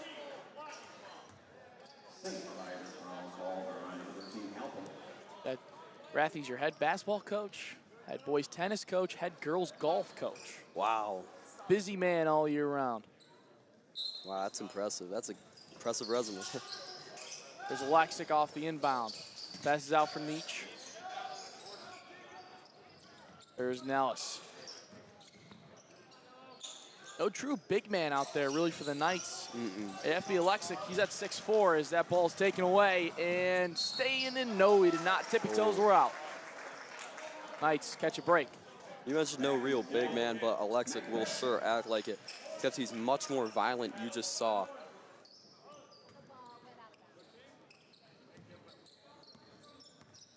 Prospect with another try. As kick ball there. Quinn Zinser's going to check back. Charlie Ross, 5'9" guard, junior guard. You mentioned he did not see any minutes, really, to start. Pretty interesting they would have him out here. He's kind of acting as the point now. 6-point lead for the Knights, 21-15 in the second. Just a minute in. Nellis gets it down to Alexic. Pass out for Zinser. Didn't have to retry that time. Alexic on the outside. Zinser up top for the Knights. He's been cold ever since he reached those double digits. He's got 12. Spent some time on the bench to recoup as well. Knights with a long possession. Nothing really going for him yet. Crazy movement underneath. Oh. And head coach Brad Rathby seen something he doesn't like, is he'll call a timeout there, and he also will send Simon and Tucker to the bench to check back in. So that'll be a full start 5 for Prospect after this quick 30-second timeout. You mentioned starting 5 going in for Prospect. It seems like Coach O'Keefe will do something similar for Vider. I mean, both of these starting 5s, they're effective at what they do. Vider has guards that can shoot the lights out. Same with Prospect, but somebody we haven't really seen yet is Will Strategos. Haven't really seen him on the score sheet, I don't believe, and he just took that hard fall, and he was their leading scorer, I believe, in game 1. Could have been game 2. It was game 2, sorry about that. Game 2 against Deerfield, a very tough opponent, with Jake Pollock, a big center. They relied on him a lot, and he was able to rain down from 3. He was their leading scorer, so it would be difficult to lose such an offensive weapon like that. He's the kind of guy that one game he'll score 25, and the next game he'll score 3 points, but he'll make a big disrupt on defense. As it's tonight, Steiny Simon gets fouled underneath. It's the right guy to send the line.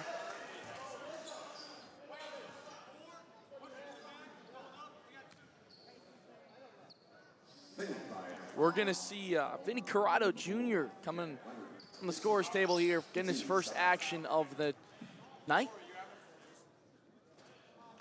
Coming after this. We'll see if Corrado can make a difference here. He was very aggressive, physical underneath the past couple days, but he didn't quite show up on the stat sheet as much as he would like to, I bet. Let's see what he can do here against Danny Simon. I expect to see a lot more of a challenge underneath for number 23 as he misses the second. Here we go. Let's see what Dawson can do. He's hit from 3, but he still hasn't been pretty silent so far. Try to go over the big man, Simon. There for the rebound. Corrado Jr. gets involved right off the bench. Real risky play by Dawson Charles, and what we've talked about that is his Achilles heel is his shot selection. Not sure if that drive against Danny Simon is the biggest, but Corrado there recuperates the rebound. Zinser, right hand, found a lane, and he gets fouled. Between Vider's third foul with 6 minutes to go in the first half. They've been spread out though. Well, that will be Charles' second. Yeah, O'Keefe not very happy with that one. He's looking away. He's a little mad. These two head coaches know each other. I mean, they've faced off a decent amount. I'm not sure if Rathy was an assistant before he was head coach here. Do you know? It's a good question. Yeah. Ton of answer for you. Even if he wasn't, they still have history. O'Keefe was at Wheeling prior. So many, countless games between these two head coaches. They know each other well. They know each other's game plans well. That's why this game is going to be so tight. Zinser hits one, misses the second. 5-point lead for the Knights as Vider's in a hurry. There's only on Tucker. Tough defense from Tucker. It was a nice pass though. Leonard was able to haul it in. Now he's got Ross on him. He gives off. There's Halpin. Corrado Jr. up top. Ross in coverage on Leonard.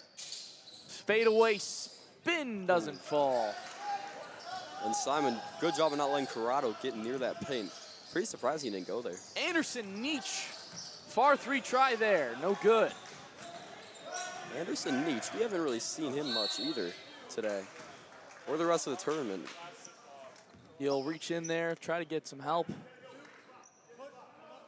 They'll call it credit. Tucker with it instead. That'll send only the line for two.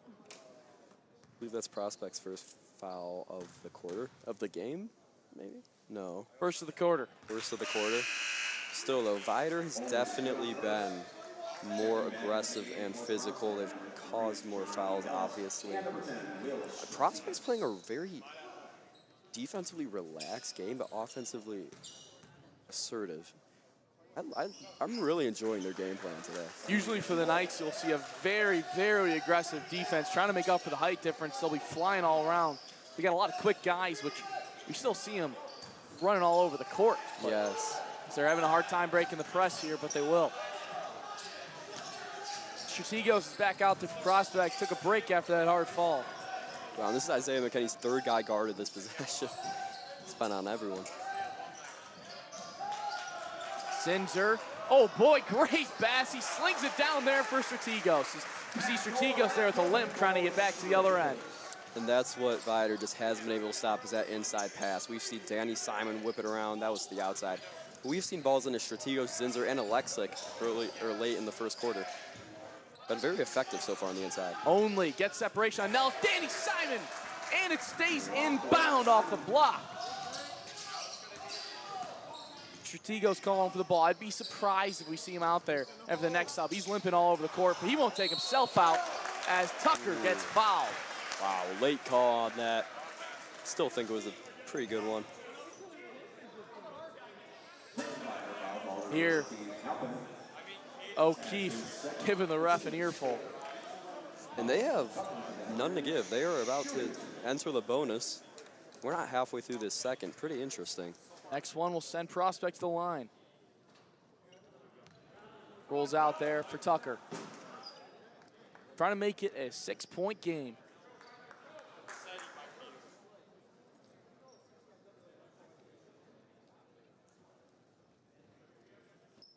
Pretty packed place, don't you think? I mean, Vider Prospect just down the road. These games, I was telling you before, these games could draw a crowd, 100%. even over winter break.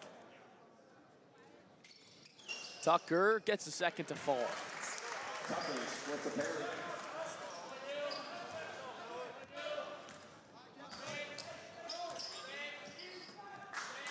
He's Leonard. Corrado Jr. will pull up the three in front of Simon. We saw him hit one in Vider's last game as there's a foul down there in the paint. And Credit it to Nellis. It's going to be on the floor, so Jacob only does not go to the line, but he has a quiet 9 points already. Haven't said his name that much, but he's very conservative with the ball, but he still shows up greatly on the scoring sheet. He's an impressive player. He'll pull up a long one there, and oh boy, right in the face of Colin Tucker. Wow. We're to a 3-point game. Big shot, cuts it to 3. And honestly, a name we haven't said in a while is Quinn Zinser. Need him to turn up. He'll take a hard trip to the paint, and he is shocked he got no foul call there. As Injury scored a quick 12 points, and we saw him come out. Zinzer with the nice light blue shoes. Seen blues in other people around the court, it seems like. What's the story behind the black uniforms? You know, it seems that those are rival jerseys. You see them, your basketball gets all the nice stuff. They always get the new uniforms. Simon, ooh, that's going to be a rough foul call there for number 23. And Rathy's in agreement, says, be a foul call, and it'll send only to the line. You know, it seems like they're rival jerseys. You play them for Vider, playing with Hersey. You don't see them too much during the regular season. You see them in the playoffs when they can wear them, but like I said, they get new ones every year. Interesting. Yeah, I like these jerseys. I think they're pretty nice. I think it'd be appropriate, like, I say they should do a home game. You mentioned earlier we were talking about this. You said the away game at Hersey. I think a home game blackout. These jerseys maybe, a rivalry one. That'd be real nice. Only makes it a 1-point game, 25-24. Great run here for Vider. So the Knights try to get through the press. They will. A nice pass for Tucker past the defender.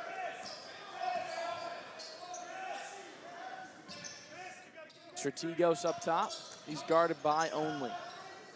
Here's Ross back out there for Prospect. Simon with Corrado Jr.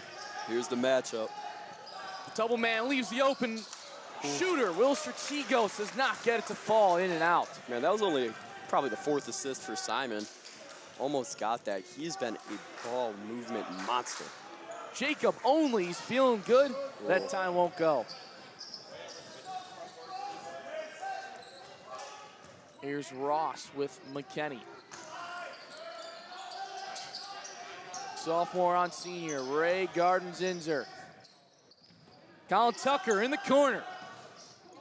No, 3 ball goes over the top of the backboard. Colin Tucker a little cold so far. And honestly, I would say this whole Prospect guard lineup has simmered off in the past couple minutes. We saw fireworks. I believe they had 21 first half points. Now they've only had 4 in the past 5.5 minutes. And I think Rathy, he's starting to get a little more frustrated with his team. He's sending more players in. I believe this is going to be Christopoulos checking in for Simon, likely. Yeah, we just saw Nietzsche go out there. Here's Ray trying to force his way in. Wow.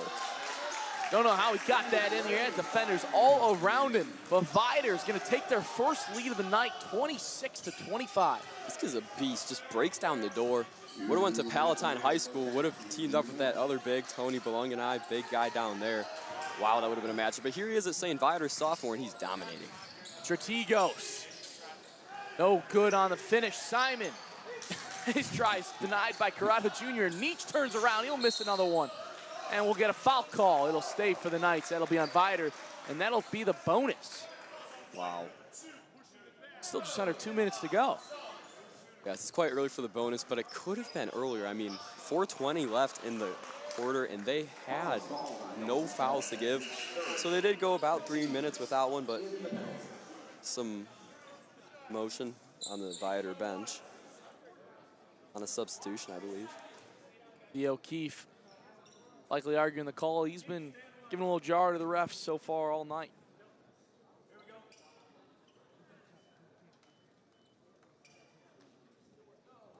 The discussion between the refs before we go for the 2 free throws. They're deciding who the foul is against. So it'll be Simon line. That is a big difference. That is really a big difference. Danny Simon, not known as the best free throw shooter, and that could be the difference between taking the lead late in the second. He went 1 for 2 in his earlier trip, and he hits the first.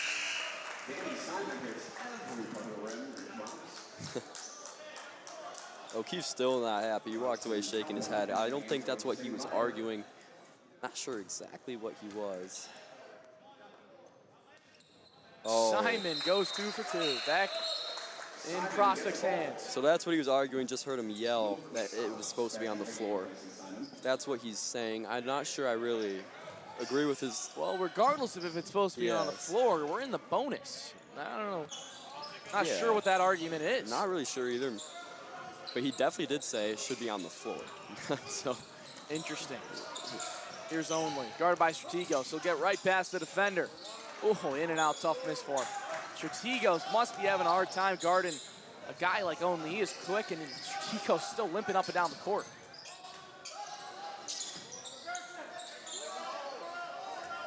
Just over a minute left. Knights, 1 point lead now. It's dwindled, fell behind, they got it back. 27-26, and they might lose it again here. Jacob Only on the steal and fast break. Oh. And that'll be a foul call. Missed the shot, but he'll get 2 at the line. Give that one a Nietzsche. I was talking with my my cousin goes to St. Viator. He's on JV basketball, I think. But he said Jacob Only is a guy that is so incredibly consistent. We've seen him, I think he's averaging about 13 this tournament, but he's consistently above 10. And on the other hand, Dawson Charles, who's on the bench right now, I haven't seen much. He's like a guy you mentioned earlier. Could score 25 one day, 3 the next, but contribute on defense.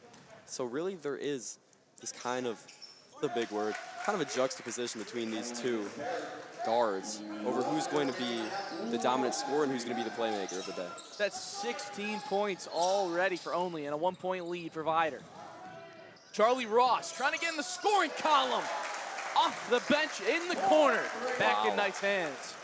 Right in front of that student section, not sure what school they're from. That's a big shot, especially if they're from Viator. You're jarring in your ear. Here's Rouse Jr.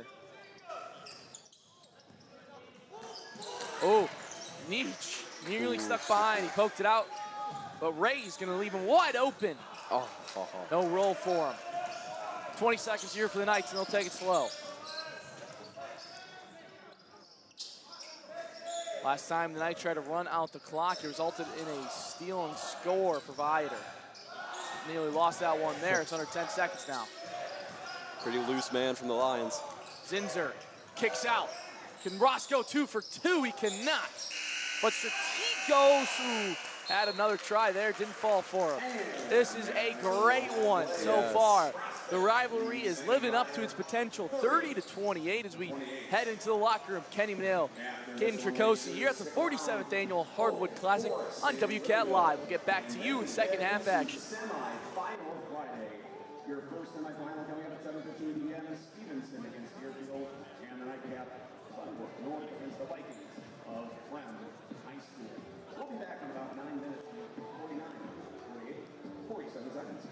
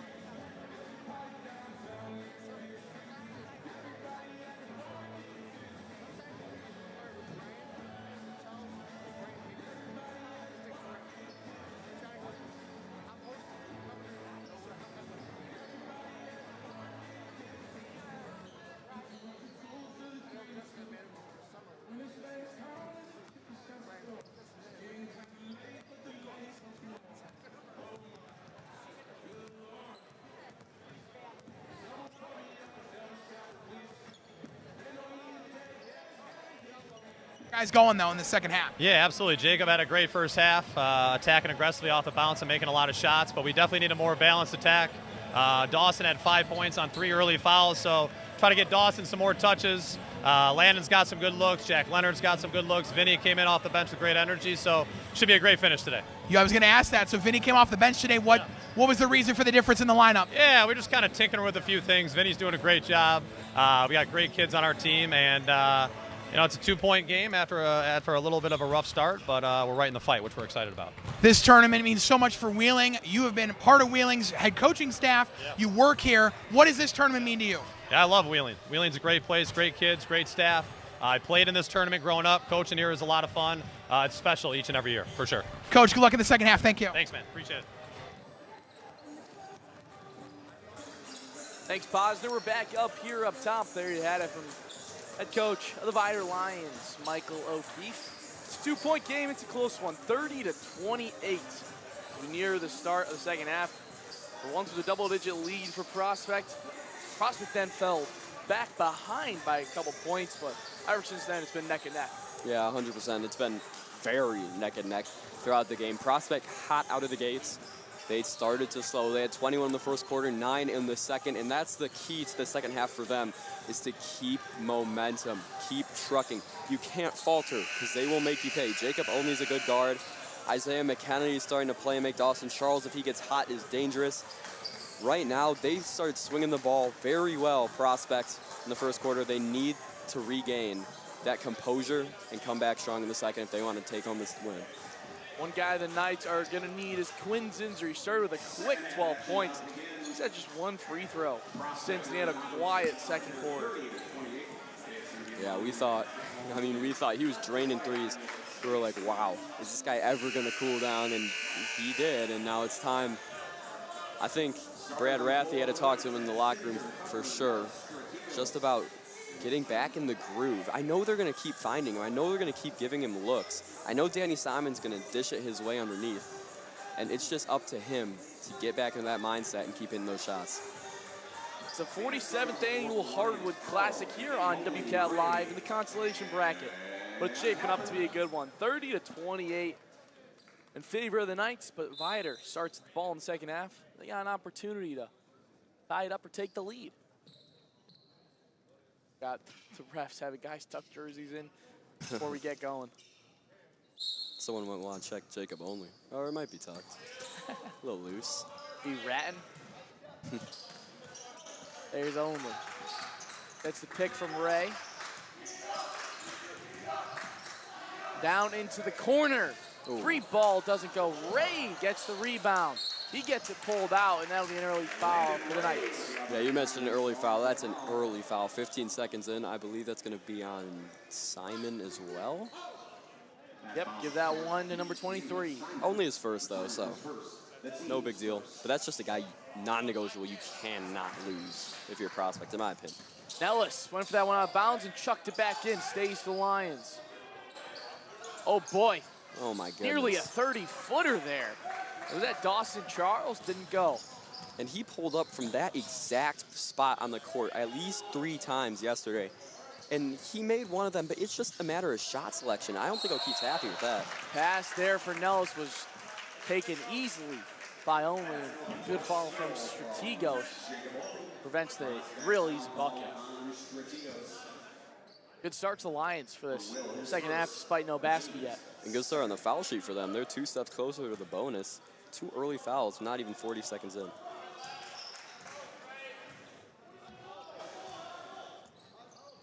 Here's Jacob Only. Gives off Halpin. Up top, there's Charles. Now it's McKenney. On Stratego, Simon from behind. Ball goes out of bounds, should stay there. Another long possession for the Lions, as Leonard will take McKenney off. Yeah, we saw Jack Leonard play a little bit yesterday. He's subbed in, I think, for specialty on offense. He's not a very defensive player that O'Keefe wants out there. Charles is going to pull trigger on another, and this one he hits right in the mouth of Colin Tucker.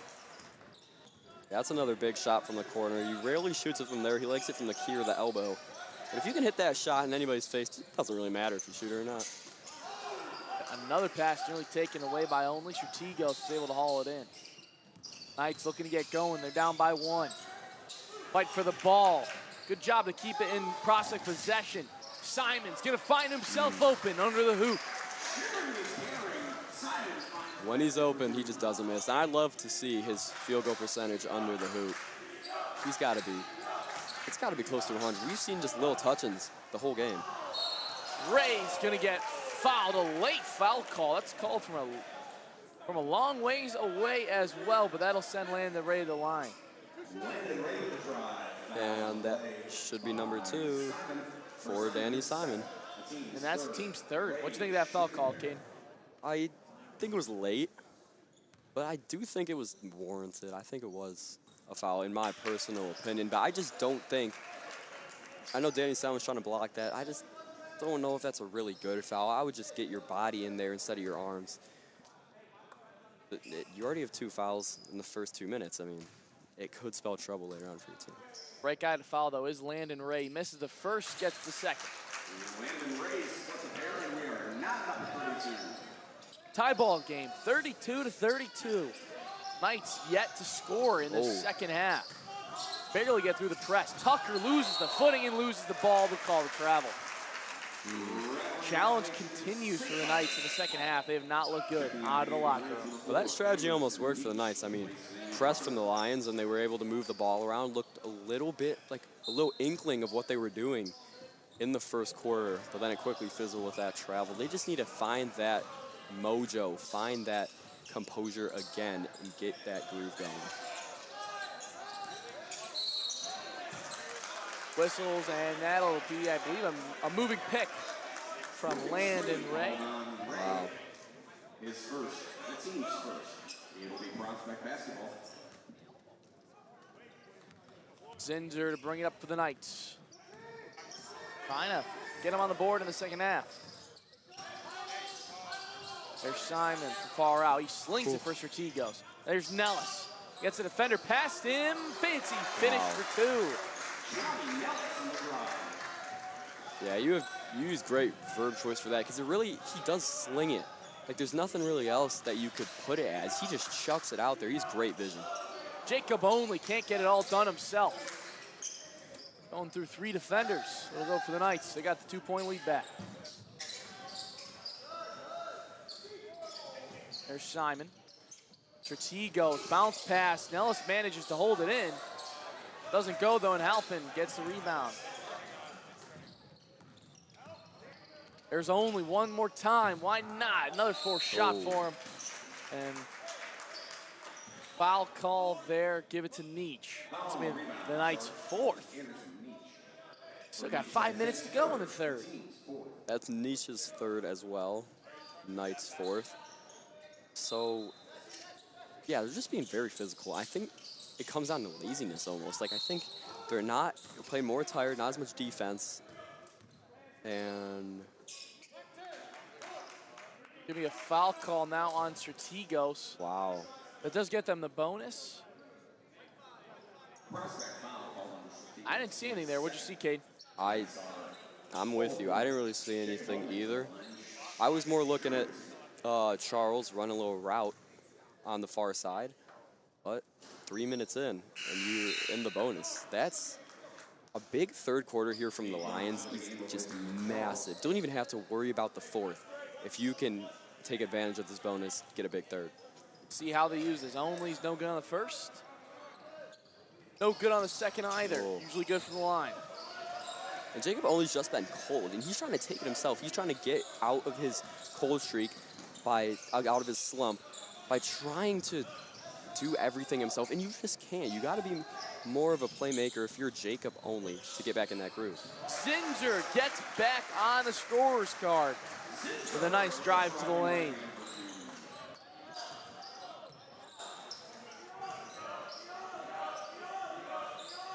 Four-point lead now for Prospect. There's Leonard. 3 ball from the big guy. No good. Ray doesn't get the pushback. A lot of contact. He hits the ground. Ray low shaken up. And it's just coming down to shot selection for Vider. Strategos power dribble. Good floater. And that will be a Vider timeout as the Knights got things going again on offense. Some shoving in that huddle. I believe that was Jacob only. Backing down Quinn Zinzer. But it's just coming down to shot selection for Vider. They have so many opportunities, so many possessions to take advantage of this prospect defense who is hurt with the bonus. And they just haven't been able to. Some of the shots they are taking are just unnecessary. Get dirty, get in there, stick your nose in that paint. If you miss, you can still get a foul. It's just, I think that's what Michael O'Keefe is telling them in this huddle right now, is to take advantage of this debilitated prospect defense at the moment. Drive inside. That three's gonna do you no good from 5, 6 feet behind the arc. Dig your nose in with the height advantage that you have and finish at the rim. Then a 30-second timeout. Coming out of the Knights lead, 38-32. It's a 6-point game. Biggest lead of the second half. 38-32. Stick around, we got 3 more after this one. Coming up next, the Bengals of Oak Forest taking on the Libertyville Wildcats. Yeah, as our PA announcer just mentioned, winner of this game plays the winner of Oak Forest versus Libertyville. Loser plays the respective loser. Both teams are here, both teams just walking. That should be a great game. Zinzer, he doesn't care about the fouls. He's getting in there. Strigo's got the steal, and Zinzer on the other end. Get this kid hot again, you're in trouble. He's up to 17, the overall scorer. And now he's the point leading scorer, and now he is getting hot, as you just mentioned. That's what they need if you're a prospect. Dawson Charles, another long ball for him there. O'Keefe agrees. You can see his body language on the bench. The 3 ball is just doing you no good if you're Vider. It's a deep 3 ball as well. Yes, it's just, you can create more opportunities, not just take anything you have. There's Alexic. He's guarded by Charles, trying to force his way. No good. He gets the rebound, put back, no good either. Charles comes away. On the fast break, Leonard gets the and one, send to the line. That's a 3-point play opportunity. Wow. Great finish by Jack Leonard against a much bigger Danilo Alexic. I just love that play by Leonard. He's aggressive. He doesn't care. And he knows if he gets fouled, even if he doesn't make it, well, it would be a shooting foul anyway. But he knows he's got nothing to lose by taking that. Beautiful, selfless play by Jack Leonard. Only thinks he's got some blood on him. They got to clean that up before he can come back in. And we saw Charles get checked off of there. Tell O'Keefe maybe not too happy with the shot selection. And that's the team that's the thing. This entire tournament, it's just been holding back this Vider squad. It's just shot selection. They can make their own looks, and we have seen that. We saw that in the BG game. I think we were on that call day 1. We saw that in the BG game. They were able to make their own opportunities, but now whenever they face resistance, or maybe they're just getting too confident, and they're chucking up shots that just would never really work. It's holding them back. After the short break, Jack Leonard, after the and one, hits the 3-point play, back to a 5-point game with 3 to go in the third. There's that full court press from the Lions. Zinzer on only to break it. In some trouble. Gets it off to Strategos. Now he's got a lane. He floats it over. Wow. The tall hands and Nathaniel Rouse Jr. Quinson's a little clap, little flex. He's so steadfast. He doesn't get interrupted by any defense. He sets his mark on his prize. Great assist by him. Straight into Strategos. Strategos starting to get hot as well. Strategos at 6. Zinzer remaining at 17 for now. There's Leonard. Chucks it out for Halpin. Pass down to Only. Swatted out by Nellis. We've seen Nate Rouse play most of the minutes in preference to Corrado. Here's Corrado checking in, Dawson Charles as well. Interesting, Dawson Charles coming in for Landon Ray.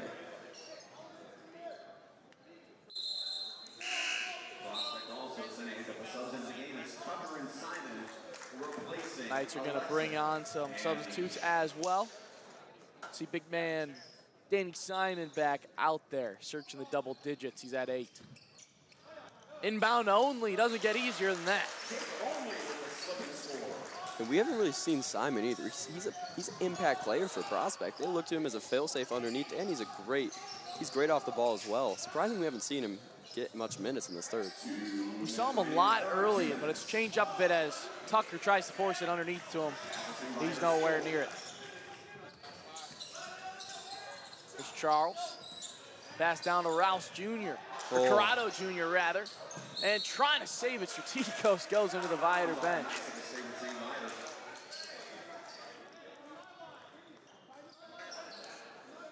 Well, what more could we ask for, though? This is a great game so far. It's been a steady deficit, it feels like. Prospect's been in the lead almost the whole time, but it's been tight throughout. It has been 42-37. About a minute and a half left in the third period. Corrado Jr. gets the inbound. Hands it off to Only, shoots behind his man. Simon collects it without problem. Yeah, this game has lost a lot of its tension, a lot of its emotion. It feels like it's just been slow paced. It was aggressive. They wanted to run through the other team early on the first. Now it's starting to slow down a little bit. Quinn Zinser gets another great pass from Simon as he cuts up the defense. He's at 19. Here we go. Prospect. I think Brad Rathy's found his guy that he wants to ride out for the rest of the game. Corrado Jr. underneath off the shovel pass from Only. The Knights are going to have 50 seconds to see if they use it all. Only. That's an easy foul call, and maybe not the smartest foul there from Only. And speaking of fouls, what did we say? Prospect was in the bonus or Prospect put Viator in the bonus with 5 minutes remaining. And they have played that very well. That could have been a disaster. Haven't seen anything since. Yes.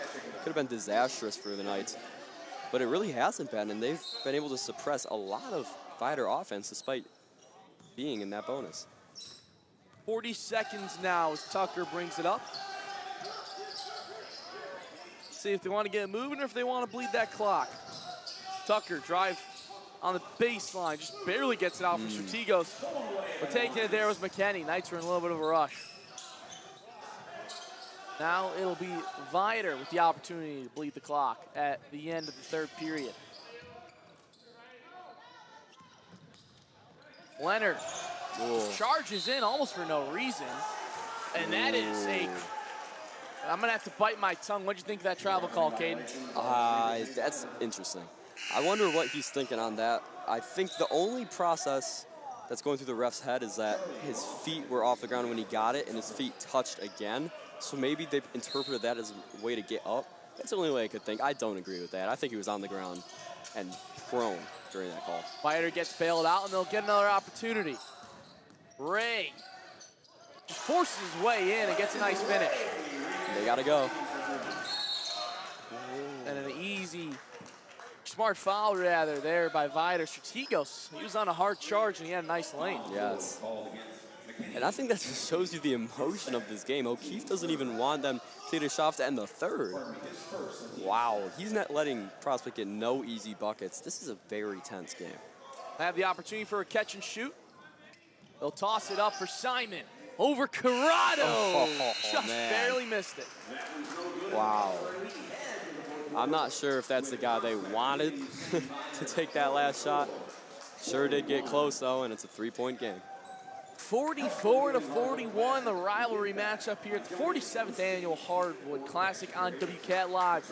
Kenny Mineo, Caden Tricosi here.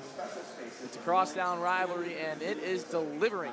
3-point game as we get ready for the fourth. 3-point game, and it's honestly, you think of some games, I bet you've watched some games where it's like, how is this game close? Or how is this game far? But this game deserves to be a 3-point game. They have fought. They're consistent. Whenever a team goes on a run, I would say the other team answers. Whenever a team's in a drought, the other team is in a drought as well. They've been a very good match. And it's just been Vider. Their shot selection, especially when they have a shot to take the lead, just hasn't been up to par.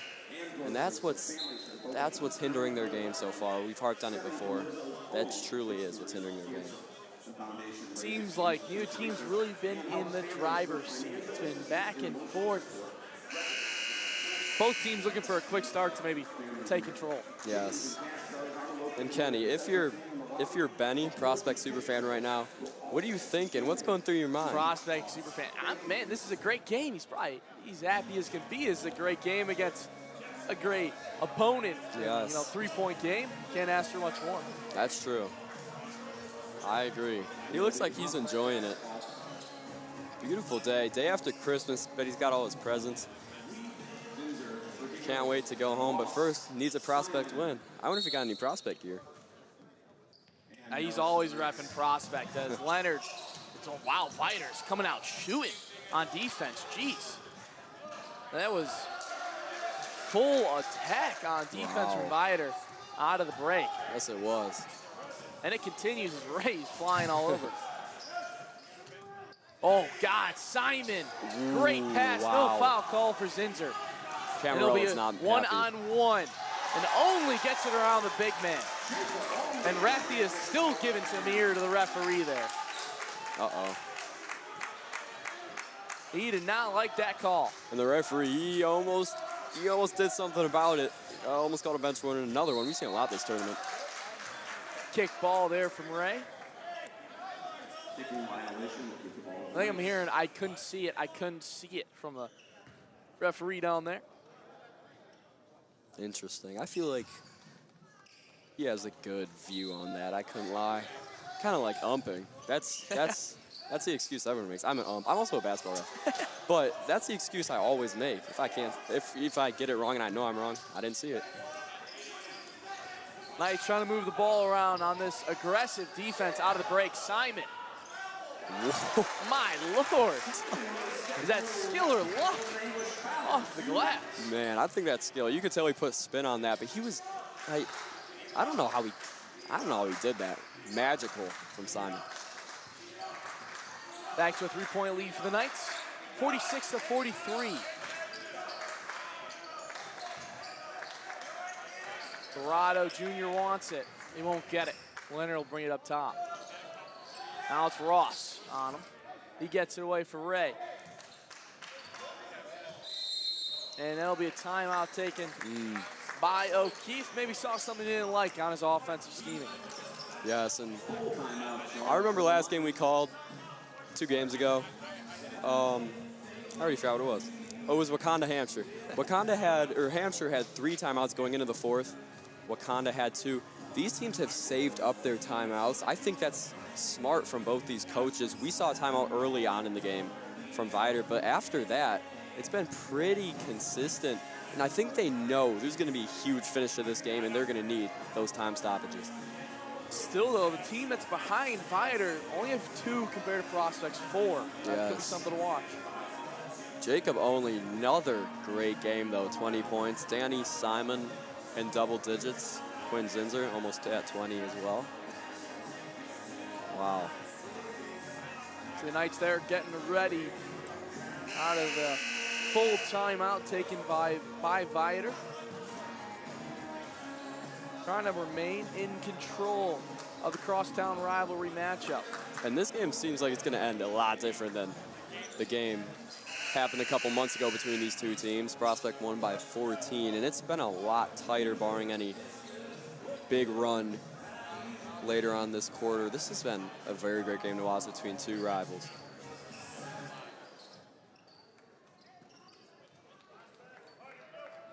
Lions on the inbound after the timeout.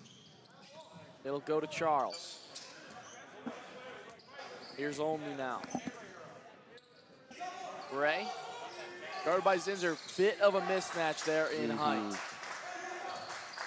He's surveying. He gives off for Leonard. Dorado Jr. gives off. Vider haven't pulled the trigger yet. Never mind. Dawson Charles. Cool. And there's going to be a foul call on Corrado Jr. Dawson Charles, man, I think he heard me. Yes. I think he did, but I think he's always hearing the voices in his head telling him to shoot, shoot, shoot. Once again, O'Keefe, you saw that. He rubbed his eyes. He's very frustrated. And Dawson Charles, that's what he's doing the first game. And he went crazy. Give him his credit, 27 points. But these past 2 games, the shot selection's just been a little too confident. And that's what's causing Vider to take a few losses. There's Simon. Down to Zinser on the baseline now. Ooh, tried to float it out. Corrado was there.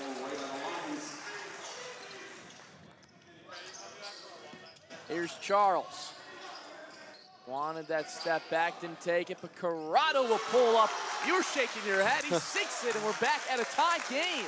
Yeah, I was shaking my head. I thought it was just another 3, but Vinny Corrado hits that one. And he's been, that was, I guess so, you could say that was an aggressive shot, but he's been pretty conservative so far on defense and offense. Oh, God. Tough fall for Strategos. Dawson Charles got up there. Wow. They're going to give the foul to Corrado, saying it caught Strategos in the head.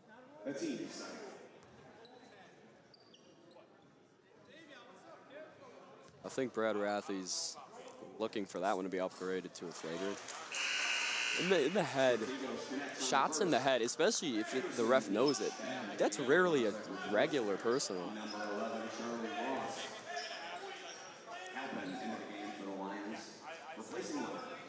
They'll make sure to keep an eye on it. From now on, you'd assume as Strategos is good. Back to a 2-point lead for the Knights. 48-46, we got 5 minutes left. Well, it's been a great matchup. There's Only. Charles gets it to Ray. Forced out by Nietzsche, he'll keep fighting his way in. Great job by Ray getting around the defender. There we go, and it's all tied up. Landon Ray almost to double digits, he is 8. And look at it, we have a game. Less than 5 minutes remaining, all tied up. One's been a great game all the way. Johnny Nellis down for Zinser, steps and pulls. Oh. Great fade. Man, this guy is gonna turn up. Crunch time, this dude is clutch. If Brad Rathy wants to see a W in the win column, look to Quinn Zinser. That's gonna be 21 points for Zinser. Charles from 30 feet. He's feeling good. That's a 1-point lead for Vider. I was criticizing his shots earlier, so I won't comment on that one. He has good form. I'll just say that. He has beautiful form. From the key, he likes those shots. You can tell he practiced it a lot. He'll hit them. Simon, long pass, Zinser. Gets knocked over by Only. There's no foul calls. Wow. The out of bounds will go for Vider. Wow. And this Vider section that's right in front of us, a little off to the right, they're pretty excited. They're a little loud now after that one. Knights giving the full press. Snellis on Only. There's Charles. Trying to get separation from Strategos. He's all over him. Gives off. Corrado on the cut. To Halpin on the cut. Ooh. Great design there. And that will be a block from Nietzsche and a 3-point play opportunity for the and one. Uh-oh. Here we go. O'Keefe. I think during that intermission, I think he told his team, just be smart. And I think they're being very smart right there. 2 inside passes. They've had some shots from the outside, but they're not looking for that perimeter play as much as they have been. They're looking for the inside, and it's noticeable. Landon Ray drove a couple times. Sean Halpin, great drive there. It's paying off. And Halpin, we're at a 2-possession game in favor of Vider. It's 54-50. With 3.5 to go here at the 47th annual Hardwood Classic here on WCAT Live. Zinser stops the dribble, he gives off for Nellis. O'Keefe nearly on the other side of the court. Simon. Tries to sneak it under for Zinzer. He'll have to bring it back out. Strategos. Aaron 3 ball there. Charles keeps it in bounds. You needed something to fall off your prospect. Only down to Corrado. Viter on a roll. And that will force a prospect timeout. This one has gotten out of hand. It's a 6-point lead for Viter. It's getting loud, and Kenny, I'm sure you're sweating. I believe that was a 7-0 run. No. Sorry, that was an 8-0 run from St. Viter. And this is, it's getting down to the wire. And you can see everyone around here, they're involved in this game. This is a very big game. And yeah, Viter fans very happy. Benny hung his head after that last lay-in, and it's been tough down the stretch for Prospect. See the difference in these teams during the full timeout. On the Viter side, you got O'Keefe handing out high fives. On the Prospect side, they're trying to stop the bleeding and figure out the solution here near the end of this matchup. And that's the first we've really seen of O'Keefe being kind of happy with his team's performance, if I could say that. And it's been a tale of two coaches, honestly. Rathy, he's angry at the officials. O'Keefe's been angry at his players. Very different games from these two coaches, but at least these players know that they're doing something right. O'Keefe's happy with them now. Now Rathy trying to fire up his Knights. Out of the timeout, 56-50. The Lions over the Knights. Just under 2:50 to go here. Prospect with the ball. See Charles covering up Tucker. We'll speed it up past the half-court line. And now I'm not sure who Rathy wants to go to. Oh, he found it. Could be old reliable. Not good that time, though. Strategos with the foul on Ladder. Maybe a foul of frustration. Yeah, that's interesting. I'm not sure. I feel like he could have backed off in some way, but it seemed pretty intentional. I think he just wants to press, go to the line like this. Beat me to it. They'll get only. Now Charles will throw it up for Ray. Nice job keeping the feet for no travel. Hey, that was some acted there if you ask me. Oh boy, Charles had the nice move and he had an open lane. Strategos is gonna draw another foul. That's gonna be his fourth. And Prospects, they've played aggressive early on in this game. But it seems like some of these fouls coming are almost on purpose, almost a little bit intentional, which is pretty interesting. We've seen them play aggressive, but not give up the fouls. I mean, they put Viter in the bonus early in the second and then still played aggressive, but to not give up any after. Just very interesting. Charles, no travel call saved by the timeout from O'Keefe. I think that foul by Strategos was actually a good one. They're trying to keep this a two-possession game. It's 6 points. That's just 2 3-pointers. How guys like Zinzer have been shooting, that is very achievable. That's true, and you still have one to give. Sorry, I thought they had none after that foul. But you're right. I do believe that there is a plus side to that. Now there's a timeout. There'll be another inbound. But this Viter possession has been lengthy. A lot of stoppages as well. Knights need to capitalize on this inbound. Just over 2 minutes to go. It's 2:13 on the clock here at the 47th annual Hardwood Classic on WCAT Live. 6-point lead for the Lions. We're in the middle of a full timeout taken by Viter. They just got one left. The Knights got 3. That could certainly come into play as well. It definitely come into play. It's just, I think that this game's just going to come down to, who can move the ball more and what team is smarter with the ball. Not on defense. We've seen both teams be very effective on defense. It's just Viter's game plan. If Viter has bad shot selection like we've seen sometimes throughout this game, they could very well throw this down the drain.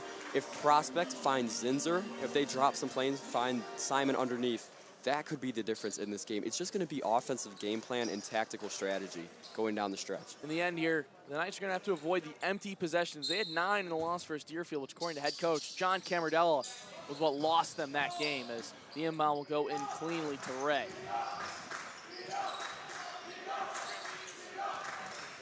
Ooh. Charles working on Tucker, gives you off. There's only. We got 2 minutes to go here. Corrado Jr. underneath. That's what you need. Find the big guy, all reliable, as you said earlier. The Knights gonna be in a hurry here. It's an 8-point game. Zinser goes out for Tucker. Now it's Nietzsche, didn't pull the trigger. Ooh, tight defense. Oh, lost his man. Zinser, good job of recovering there by Charles. Simon trying to bully his way. Oh. And he'll get fouled. Wow. Good job of drawing it. You just said I'll do it myself. Wow. Try to back him down.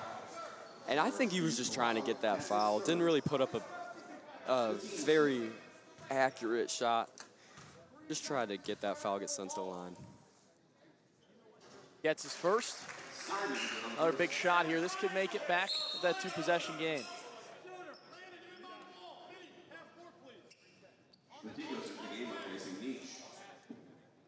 The Knights also are going to check on Alexic after this free throw. I'm assuming for Simon, that'll help with the clock. I think this is a strategy to improve the ball movement. As we mentioned, I think Alexic much more athletic, much more mobile than Simon. Simon didn't hit it. Now it's Vider. And only in some trouble to hold on to it. The Lions playing catcher. The Knights might be in a position to have to foul soon. Oh, no. But Strategos will come away with that one on the steal, and he's all alone with the left hand. And then followed by a quick timeout by the Knights. It's a 5-point game. No, Keith not happy with that one. And I just don't think there's any reason to force that. That's a big error from the Lions and the Knights. That's a huge bucket. You're within 5 now. Strategos still limping from that hit he had earlier. Wow, he's got a bit of blood coming down the shin. They're going to have to make sure they clean that up before he tries to go back out there. Wow. I mean, he's been limping since the first quarter. That's, wow. Been a gritty guy for the Knights the last 2 years. And I think it's interesting they subbed Alexic in here. He is a beast underneath. He's a tall, big, physical man. And I think maybe it's a play to try to get off Nate Rouse to try to block him off, because it seems like they're going to sub in, the Lions are going to sub in some big bodies in order to counter the prospect guards. The Knights maybe optioning for speed that Alexa can give you as opposed to Simon with still similar size. I went to school with Danilo, probably, don't know when he moved away, probably like 6th grade. He wasn't 6'5" then.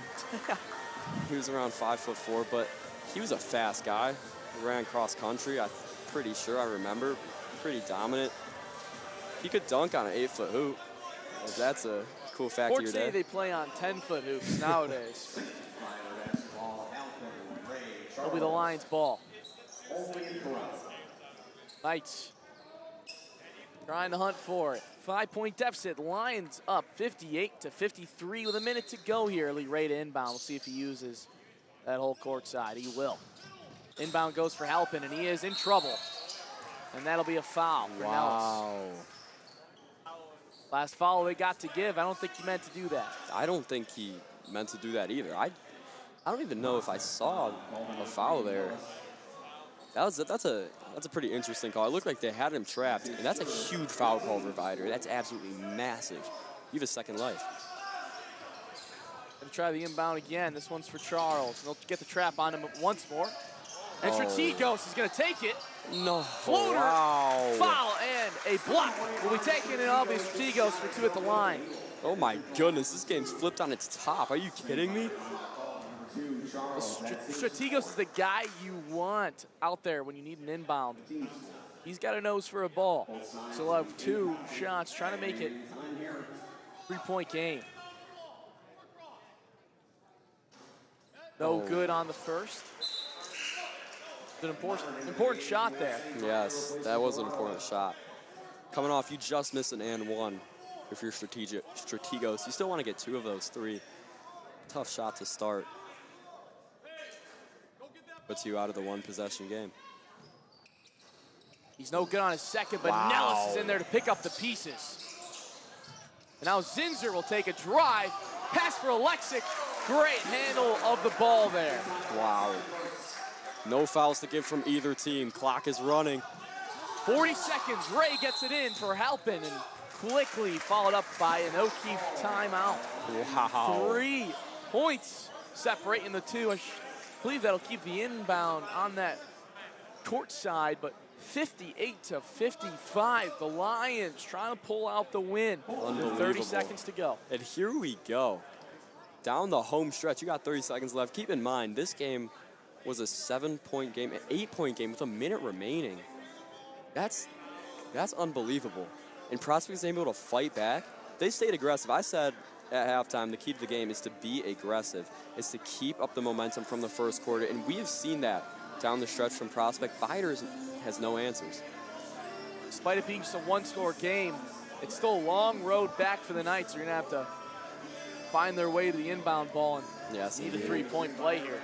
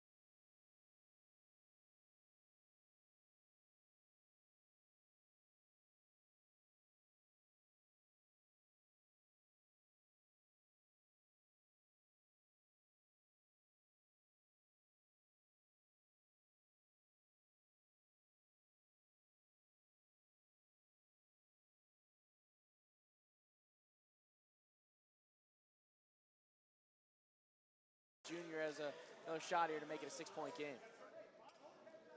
Rath trying to give a talk to his team as they're ready for the rebound. That's a big miss. Now you cannot put the game out of reach. Still keep it a 2-possession game. Very hard to reach, but. Only 13 seconds. And a 6-point game. Knights got to get a 3 up in a hurry. Each will be the guy. No good for him on a long ball. Yeah, one might have touched the on top of the hoop, but it doesn't matter. Ryder will take the win over the Knights in a great game, and they are letting Prospect know. Oh, man. What a great game we had today. What a great game we have throughout D3, or day 3. We had some amazing games on this slate for day 3, and this was a representation of one of them. Viator, Prospect, big rivalry, bad blood within this one. Prospect led the whole way. They looked good throughout. Viator comes back with that comeback win. Now they're 2-1, and they will face the winner of next game, Oak Forest and Liberty Bowl. 61-55, the Lions come out on top. My name's Caden Manale, joined alongside here, Caden Tricosi. It's been a good time at the 47th Annual Hardwood Classic on WCAT Live. We'll be sending it down courtside here to Matthew Posner. We'll see who he wants to grab for you guys. That'll be it up here for the Knights and Lions.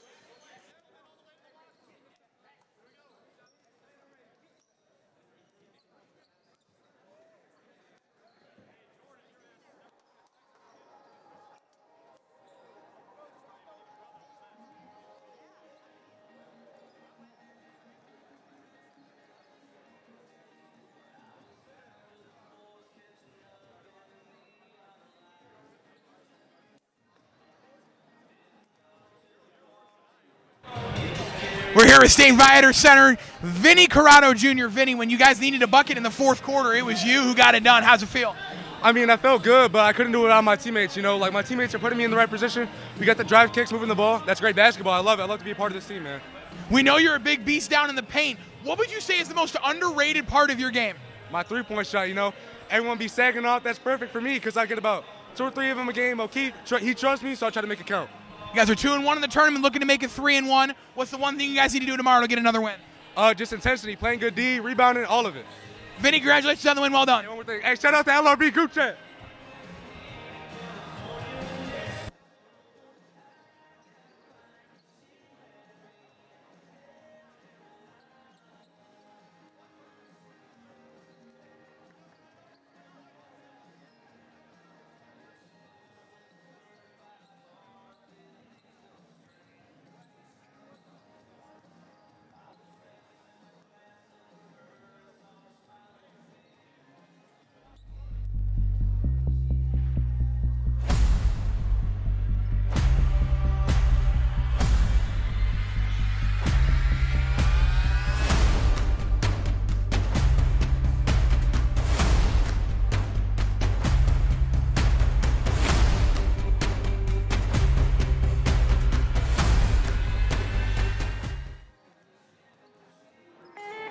Take a break and enjoy the sounds of Portillo's. Order number 9. Your time's 9. Order number 9. Portillo's.